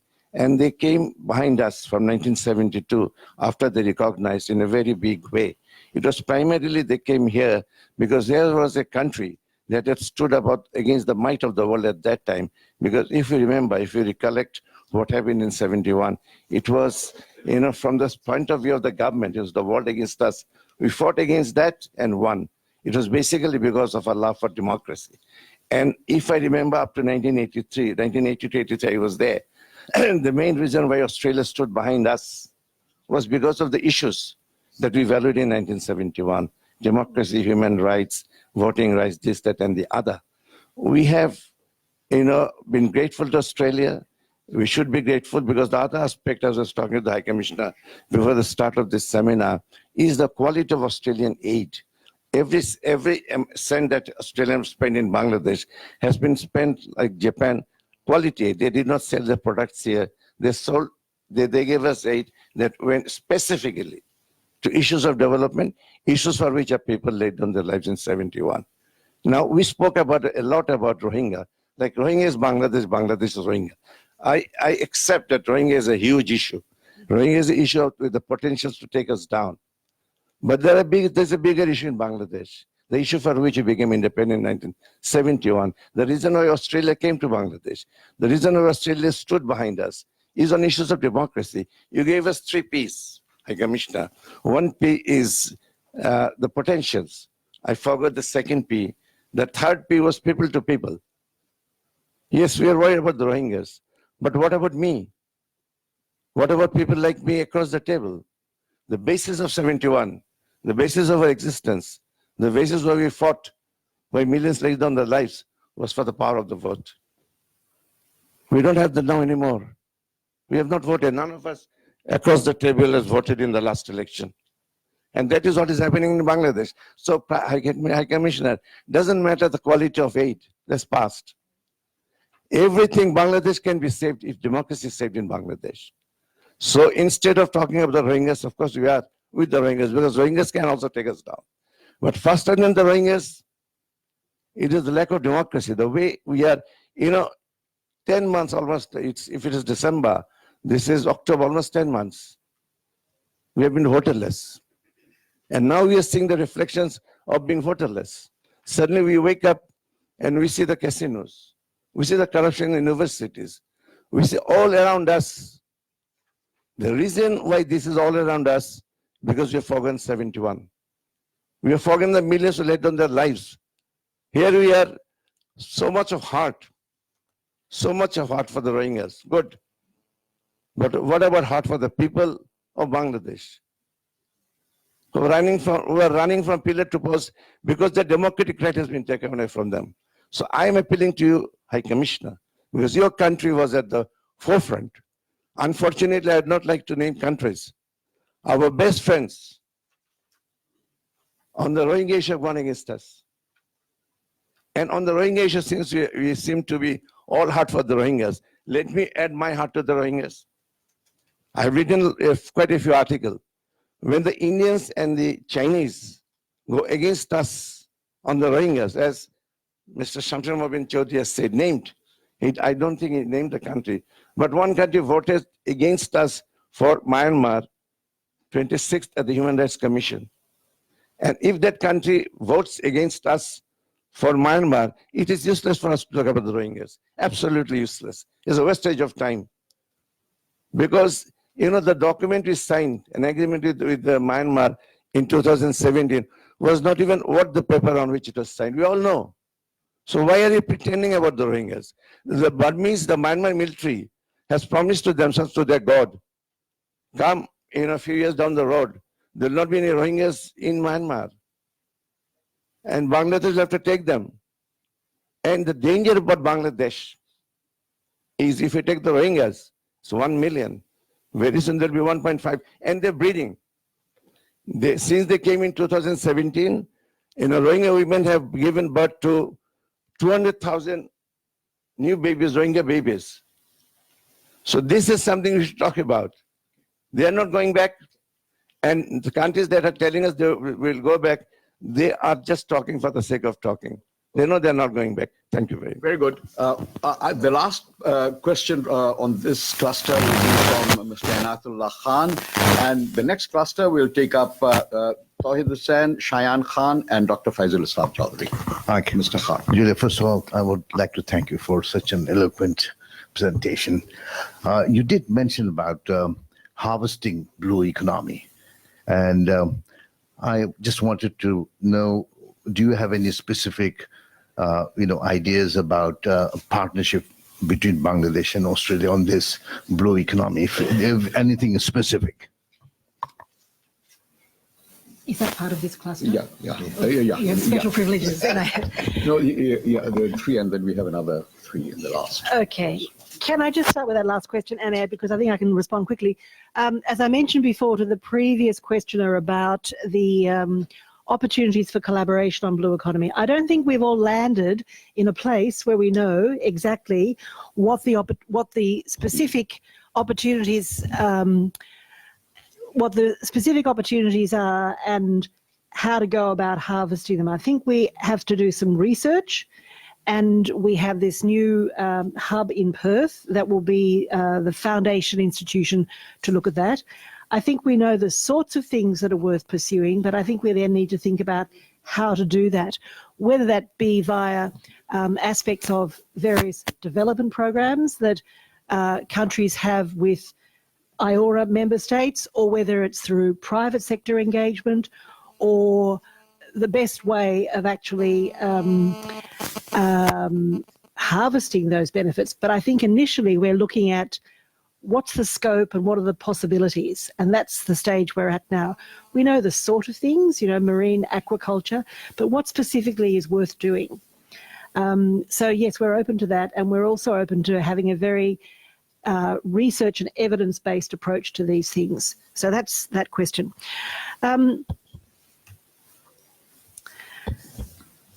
Can I just say a couple of things about the Rohingya issue? And I think some of the questions cut across that issue in similar ways, but I know there are some differences. I'm not sure that it's really fair to say that liberal democracies are doing more rhetoric than action. I think the challenge is sometimes getting the effective outcome.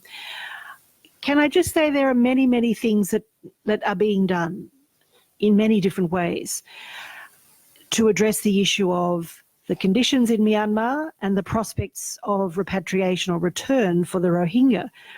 So there are sanctions in place imposed by a number of countries, including Australia. We also have pursued diplomatic efforts, and you may not see those efforts because they're often behind the scenes and quiet, but certainly through our mission in Yangon, we have sought to make a lot of representations around what the barriers are to return. We had pressure put by people at a very senior level, from Prime Minister to Foreign Minister and others, specifically directed to the government of Myanmar. We have supported bilateral engagement between Bangladesh and Myanmar, but also regional engagement. We're supporting the AHA Centre's engagement and ASEAN's interest in trying to find an ASEAN solution. We also have used the UN system as effectively as we can through the Human Rights Council, but also there have been side meetings at UNGA that you would have seen just last week. So I think we're using many tools available to us diplomatically, bilaterally, regionally and internationally to try and have an effect on this issue.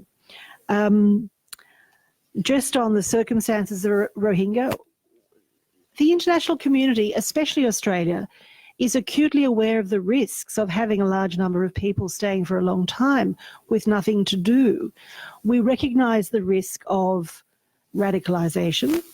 We recognise the risk of people being subject to exploitation, human trafficking, potential people smuggling, engagement in other transnational crimes like drug smuggling. We recognise that those are real risks that need to be addressed. We believe that it's important that we continue to focus on caring for these people, providing things for people to do through education and other activities, building their resilience so that when they return to Myanmar, they can be active participants in a sustainable way. But we are aware of those risks and challenges. And my view is that prevention is the best way of tackling these issues. So building the resilience of people to prevent those risks being realised is the best approach. Sirajul, you raised the issue about the quality of Australia's aid program, and thank you very much for mentioning that. I agree. I think Australia has been a trusted aid partner for many years in Bangladesh, and our approach to aid is one that's very consultative, that's always aligned with Bangladesh's national interests and its planning cycle. And the way we deliver aid is through really good expertise in country. And I've got a tremendously dedicated team in the High Commission that are still committed to providing good quality aid to Bangladesh. And we have a policy or an approach in Australia of transparency where all our analysis and our reports about our aid program are published. So we have to put everything out there, warts and all. Luckily, there are no warts on our development program in Bangladesh, but it's not always the case. In some contexts, in some countries, there are problems. But in Bangladesh, I agree with you. We've delivered good quality aid. I note your point about the fight for democracy, the liberation war, and you commented on democracy in Bangladesh. You'd be aware, and I said in my speech, of Australia's position. We support democracy, and we see that democracy has many tangible elements to it. It isn't just about voting on election day. It also goes to the issue of freedom of expression, freedom of the press, freedom of assembly, independence of the judiciary, and all those elements that help inform people to be able to be active participants in their democracy. And you're aware that we raised these issues, in particular the need for free and fair elections, at the Universal Periodic Review in Geneva last year. So we do advocate the importance of those values. And I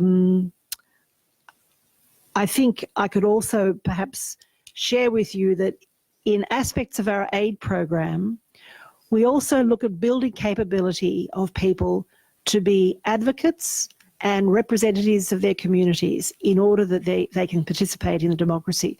So we do some work, for example, in Indigenous communities, one of our small grants programs to train people in order to learn about human rights, about women's rights, about how to raise issues and how to represent your community's concerns in international fora, for example.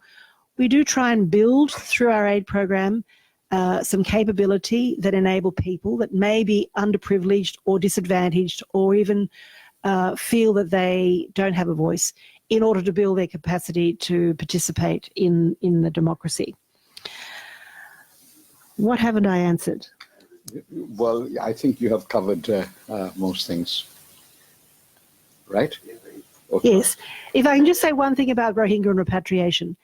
Even if repatriation were to start, it would still take a long time for people to go back because the large number. That's right. So we recognise that people will be here for some time, and we are very aware of the need to continue to support Bangladesh in managing that burden of hosting so many people. But we also believe there's work to be done that we're doing quite energetically to try and help put pressure on Myanmar to create the conditions conducive to repatriation. And we welcome other ideas, other modalities that will advance that cause as well.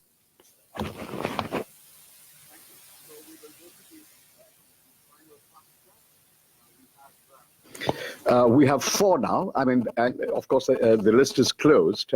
We will squeeze in another because we have just about enough time for that. We will begin with former Foreign Secretary Tawhid Hussain. Then we have Shayan Khan of Cosmos. We have Dr. Faizul Islam Chaudhry.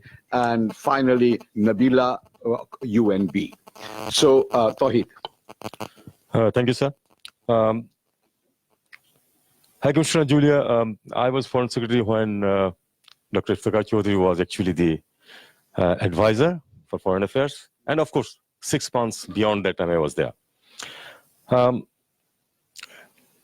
Your expose was on Bangladesh-Australia relations.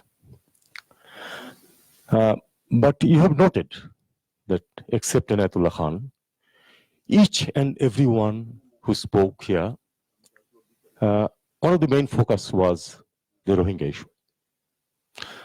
What does it indicate? It indicates that in the society today, at least in the concerned society, part of the society, this is one issue which is the most important for as regards external relations of Bangladesh. Now, going straight into the subject, although in official forums speeches would have different wordings, but I have remained outside the official circle. I have remained engaged with this issue for the last 2 years. And I have seen that most agree with the view that I hold, which is that Myanmar will not take them back unless they're compelled. They will not take them back unless not taking them back is enough painful. And so far, in that direction, nothing has happened. Nothing has happened for a number of reasons. The biggest reason is, of course, Chinese support. The soft embargoes and these sanctions are not going to work. Are not going to work because they are used. The military of Myanmar is used to living under such situations for decades since 1962. So they know how to survive in this situation, and now that they have the complete support of China, and of course, at the same time, near complete support of India, they don't have to bother about the rest of the world unless there is some mechanism to put pain on them. And in that direction, nothing so far is happening. The prospect for a peaceful resolution and peaceful going back of these people is bleak, to put it very simply. So if the prospect for peaceful return is bleak, what is the alternative? The alternative is there would be some sort of violence, whether we like it or not. Professor Dilara has already mentioned about the radicalization, and everybody agrees with that. You cannot keep 15-year, 20-year-olds in a confined place and they will just keep quiet because they have food and a place to sleep. That will not happen. Their energies will be diverted to some direction, and that will not be a very peaceful or a very positive direction. It will necessarily be something negative. Bangladesh will not be able to contain that, because in that situation, Bangladesh will become the enemy of that energy. Are we, as a region and as important players like Australia in the wider region, are we prepared or thinking at all about such a situation and how we are going to handle that? Thank you. Shayan Khan.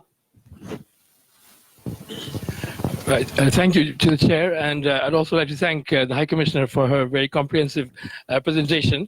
Now, there is, of course, much to be said for relations between Australia and Bangladesh, and much of it has already been said, actually, by others, so I won't venture into too much. I'll just say that despite everything that has been mentioned, I think the peak was surely in 2015, when Bangladesh, playing in on Australian soil, knocked England out of the World Cup. So that was probably the high point of Australia-Bangladesh relations in the last 47 years. Yeah, I have noticed that, yes. Anyway, as for my question... oh, there is. With apologies.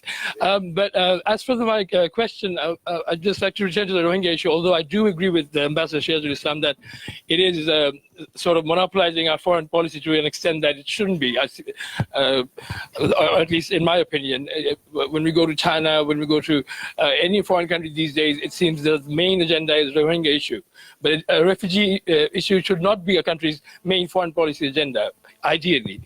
But in any case, just because Australia has been such a huge help, or relatively a huge help in terms of dealing with the Rohingya crisis, going back before the 2017 exodus, actually, Australia has a program for resettlement, going beyond repatriation. They had resettlement till 2017, whereby they resettled something like thousands of Rohingyas in Australia. But although the figure wasn't that high compared to how many eventually came over. But I was just wondering, why has it been on hold in the last 2 years? And is there any, you said different modalities can also be looked into beyond repatriation. If that is the case, would resettlement enter the debate once again? Not just for Australia, but also for maybe Canada and the US, who have also resettled in the past. Thank you. President Chaudhary.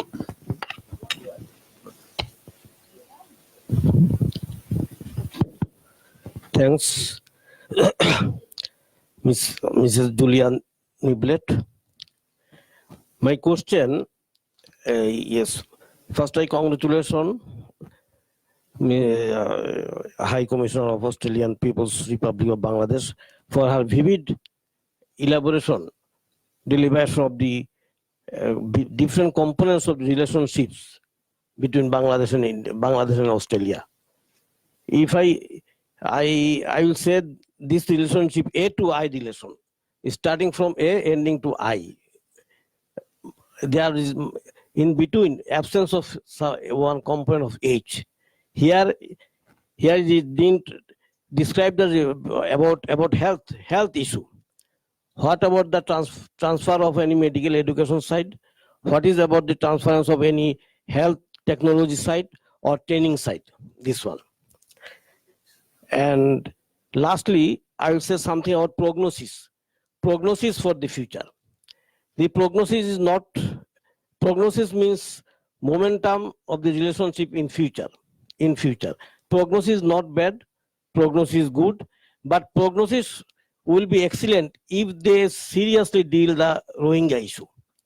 Sometimes I think that whether Bangladesh is a man being like dustbin. 400 to 500 years ago, Bangladesh accommodated Manipuri's people. 60 to 70 years ago, Bangladesh accommodated Bihari people. And for the last 2 years, Bangladesh accommodated the Rohingya people. What will be the future? I don't know. So this thing, I think this thing, the Australian government should feel not from the skin, not from the surface of the heart. They will feel it from the core of the heart. If this issue they feel seriously, then I will say the prognosis of the Bangladesh, prognosis of the relationship will be excellent. Thank you to give me some time. Thank you. Nabila. Hello, thank you. Thank you for a very comprehensive and very detailed analysis. Your Excellency, I've learned a lot. So I have two thought process and question. In the prognosis, you talked about technology and blockchain and startups coming into the forefront and how we can leverage that kind of partnership. So Bangladesh being a very young economy with a population of 160 to 180 million people, and majority of them are under the age of 25 to 30 and being in the workforce. And there is already a huge startup community that we haven't even heard of, because there is from robotics to artificial intelligence. I just met somebody who does VR children's books where everything comes to life, and there's deep funding required. And some of these are students who are doing this kind of work themselves, or they're getting their family and friends help. So where do you see this kind of partnership where we don't have a real big platform where we have seed money coming in for these investments, from foreign investments coming in to these young startups who are trying out, but then due to financial constraints, their money is running out, but there's nobody actually, helping them out, just because there is no real platform. And I know the ICT ministry is doing a lot, but still not enough. There's a lot of countries that can come forth in helping out this young economy. And as you said in the prognosis, we can learn from each other. The blockchain, being banned and illegal in many countries. But there is also, a lot of intellectual property that we can learn from each other. And here from Bangladesh also being robust, being young, and a lot of things happening. So the question to you is about technology, and where do you see the partnership is, and how can private entities like ourselves also come forward and be visible to the Australian community, to the Australian government, where they can actually get these kind of funding, apart from going through the government of Bangladesh. And number two, we've had this conversation regarding MasterChef, and thanks for referring our conversation. And we actually, our cuisine, the Bangla cuisine, is very, very, very good for ourselves. But we, again, as a growing economy and a young population, we also crave the foreign Western food. And there's a lot of, Western chains and Western restaurants that are here, but then we have a dearth of good chefs making those kind of culinary form of presentation and food, etc. So with Australia and MasterChef, putting Australia, I feel, in the map from the culinary perspective. We don't just look at France anymore, but also Australia, which is a great thing. We can also think about having kind of an exchange program where our chefs can also go to Australia and learn, and also chefs from Australia, even they could be students or interns from Australia that can come and work in culinary institutes here, as well as small restaurants, that we can have an exchange program. And I know this is, something that connect people, food.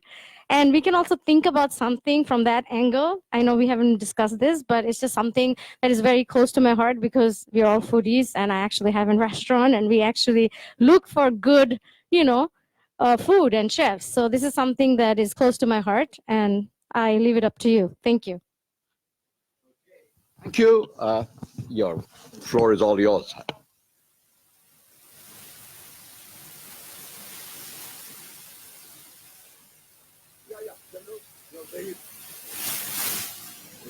General Zahir, but I'm not going to ask anything of security and defense. But lately I'm involved in education also. In Bangladesh, we have neglected technical education like hell. And we want to graduate to a middle-income country and developing country. It is not going to come without really emphasizing on technical education. And the technical education level in Bangladesh is very, very rudimentary, out of date. And Australia has a lot to contribute in this arena. May I get your thoughts for augmentation of technical education in Bangladesh from you, Excellency? Thank you very much. Thank you, General Zahir. While High Commissioner is preparing her responses, let me just say to Nabila's this culinary connections with Australia. I mean, Australia, there's another Commonwealth expression. A restaurant is called a hotel, which has a bar also. And Slim Dusty, the famous crooner singer, had a song, very sad song, which went something like, "There is nothing as lonesome and morbid and drear than standing the bar of a pub with no beer." So that is the essence of Australian culinary. Well, pubs now serve good food as well. Good food as well, because that's compulsory, I think, for you to serve food along with drinks. Okay. Look, thank you for those wide-ranging questions, and it's really wonderful to see the range of issues of concern, but I also note that the Rohingya issue is a dominant theme. I think I articulated Australia's position in my speech about what we're doing on the Rohingya issue. And I recognise that it's challenging to get the kind of shift that you're seeking, or the particular thing that's going to fix everything promptly. I think, yes, the prospect of people returning while they still feel that it's not safe, that prospect is bleak. People want to feel they can return in safety. So actions have to be taken in Myanmar to build trust, to take some of the steps to strengthen people's rights on return so that they do feel safe. Australia's position has not changed. We really want Myanmar, we're pressuring Myanmar, and we're advocating that Myanmar take the steps that will ensure that people have the rights that they are owed in order to return safely. People will not be returning in safety and dignity until they feel that they have some of the rights protected. So yes, there is more to be done on that. Just connected to that question, but a different question, I've forgotten who raised it, about resettlement. You're aware that the 3 durable solutions for refugees under the UN system is return, and most refugees want to return to where they've come from. That's what their preference is. They want to go back to their homeland. Return, local integration, they can stay in the community that they have got temporary protection in, or resettlement. Now, on the resettlement issue, it's not correct that Australia has resettled thousands of Rohingya. We've never resettled lots of Rohingya. We've resettled a small number at a time when the government of Bangladesh gave permission for people to be resettled, and UNHCR was able to identify people that had good resettlement prospects. So that stopped when the permission for people to leave stopped. I think there is always question marks around what is the best solution for people. For resettlement to be effective, you've got to have an established community that can help people settle. You've got to have people who can work as interpreters to help resettle refugees in a new country find employment, to find their way around, to make sure that they can settle well.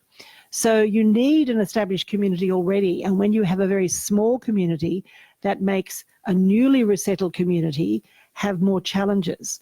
So we provide terrific services for refugees and migrants in Australia, but refugees often have a difficult time in the initial phase of resettlement.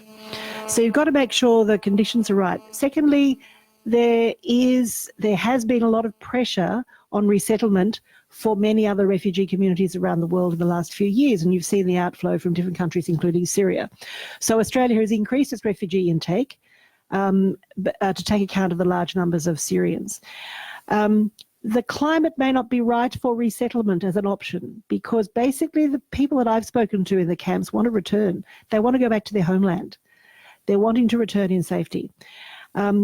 Resettlement as a first step means you're really saying that these people who've been forced to leave their country will leave permanently. I think that option should always be up for discussion, but I don't have any sense that resettlement is favoured by the government or even by the UN as a durable solution for this particular group. Someone raised the issue of health, and I just want to say one thing about health and what we haven't been doing in the health sector in Bangladesh. The point was raised, you don't see that we're working in the health sector in terms of transference of knowledge and things like that. So about 6 or 7 years ago, we decided that the way that we could be most effective in our aid program for Bangladesh was to consolidate what our focus was. So we used to work in many, many different sectors and did a number of things across a wide range of sectors. And we made the decision, for a number of reasons around effectiveness and focus, to consolidate our aid program to focus on just 2 or 3 really important things. And the most important thing that we decided to focus on was primary education, because we saw that education, primary education, was the best way for people to get a foundation education in life. You cannot go to high school unless you've got a primary education, and if we want people to go to secondary school or to university or to have vocational education or training, they need the primary education. They need those basic literacy and numeracy skills. So we decided to focus on education. We decided to move out of the health sector because there were so many other donors working in the health sector. It doesn't mean to say we're not concerned about health outcomes in Bangladesh, but we have consolidated our program to focus on a few specific areas, including areas that improve the resilience of the ultra poor to help lift them so that at least they can participate in the economic growth of Bangladesh. So you will see that we are absent from the health sector, and I acknowledge that, but that was an active decision. Nabila raised a really good question. Is she here? Yeah, she's here. Oh, yeah, at the back. So Nabila, I totally endorse the prospects for connections between youth groups that focus on technology in Bangladesh and Australia. The government can only do so much to help bring groups together. We often look to the private sector to be in the best position to leverage some of these connections and to fund some of these connections. But I'm very happy to put you in touch separately with other possible sources of engagement. So we have in our Department of Foreign Affairs an innovation exchange, and they connect with a lot of providers and funders of innovative initiatives that will actually lift development in a number of countries in a range of sectors. So they're very open to looking at what might work in terms of working through the private sector on issues around digital transformation. I also see that there are opportunities between our universities. So I'm regularly visited by universities in Australia that are looking for opportunities to connect with universities in Bangladesh and just hooking into the question that was raised by the last questioner around technology education, there are many opportunities, and they're not just about attracting students to come and do long-term courses. They could be around exchanges of faculty. So you get an injection of talent and knowledge from another university in Australia that's strong on, for example, digital transformation. We also have opportunities for people to study in Australia under Australia Awards short courses, and we have a series of priority areas that we focus on, and we're about to review those priority areas for the future. And I'm just trying to recall if digital transformation is one of those areas. I think it is currently one of the areas of priority. So there are short courses. There are also master's courses that we have open to people that the Australian government funds. Now, these are competitive processes, and we want to make sure we get the best potential students, and we want to be clear that they see that they will be able to leverage change in accordance with Bangladesh's development needs when they return. But there are also opportunities for chefs. In fact, you will find there are a lot of Bangladeshi chefs in Australia. Many of them work in Indian restaurants, many of them work in other restaurants. My local cafe has a Bangladeshi chef working in it. It's owned by Italians and Greeks, but he was the person who first put me on to North End Coffee before I came here and said, coffee culture is growing in Dhaka, you should go to try this place or that place. We have a large number of Bangladeshis who work in hospitality. They're very well regarded, and I think there are always opportunities for collaboration and people to go to get trained and to work for 2 or 3 years to get skills, new ideas, new injections of creativity from working in the Australian environment. I have to say, as a multicultural country where we have immigrants from over 190 countries who've settled in Australia, we have an amazingly diverse national cuisine which consists of food from all around the world. And we eat everything. We love spicy food, and we're great collaborators with people from different cultures to produce what we think is quite a unique Australian cuisine. On the issue of technology and the claim that Bangladesh has neglected technical education, we do have a system in Australia, the TAFE system, Technical and Further Education. And TAFEs are based in each of our states. They're a state government education authority. And we have had some interest from TAFEs in what opportunities there might be in Bangladesh to strengthen technical and further education. And this is actually an area of the next phase of our aid program that we're looking at quite closely. What sort of skills do you need to really grow the economy in Bangladesh? And what does the private sector need? What does the economy need? And are they largely degrees at the higher education level, or do you need vocational and technical skills? And we believe it's a mixture of both. But we believe that the way you deliver that will also change. So the traditional university where you might go and study for 3 years, or the technical college, as we call them in Australia, you might go and do a course. That model of delivery may also need to change. We might need to look at more partnerships. We might need to look at more work-based training and education, or a mixture of that.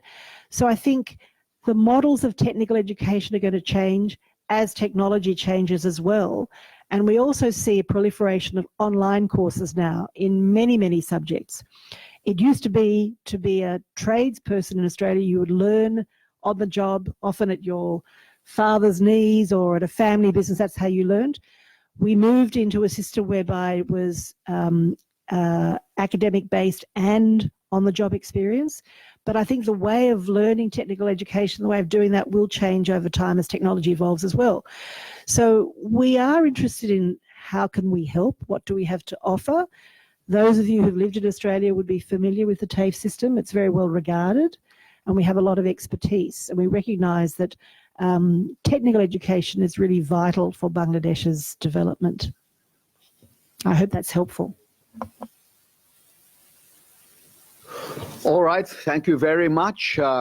I think we have come to the end of our deliberations, and everyone will agree that it has been an extremely stimulating discussion. And thank you very much, Julia, for that excellent presentation. And thank you, Inayat, and your team for putting together an impeccably efficient organization of this seminar, yet another experience.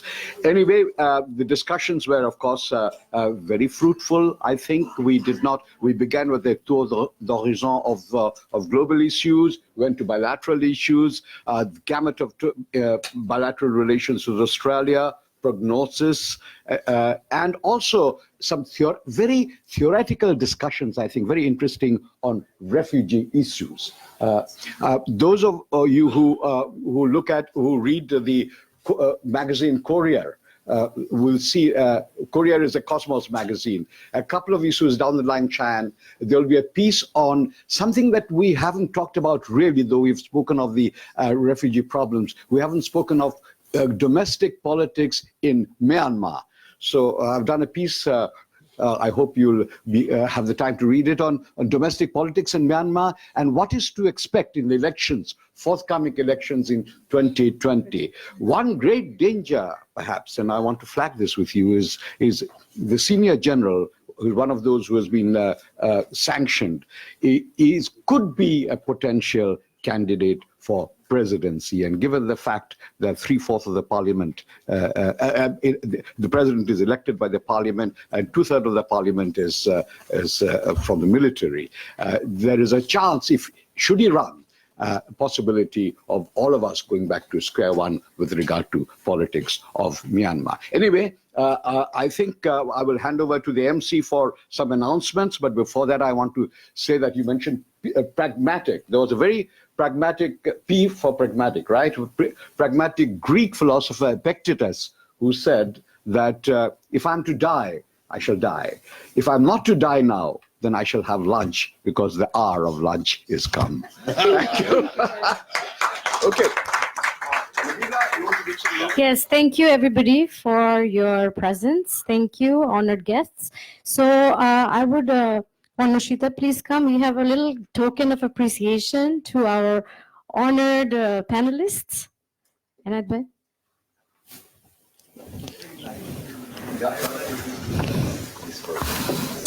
Thank you.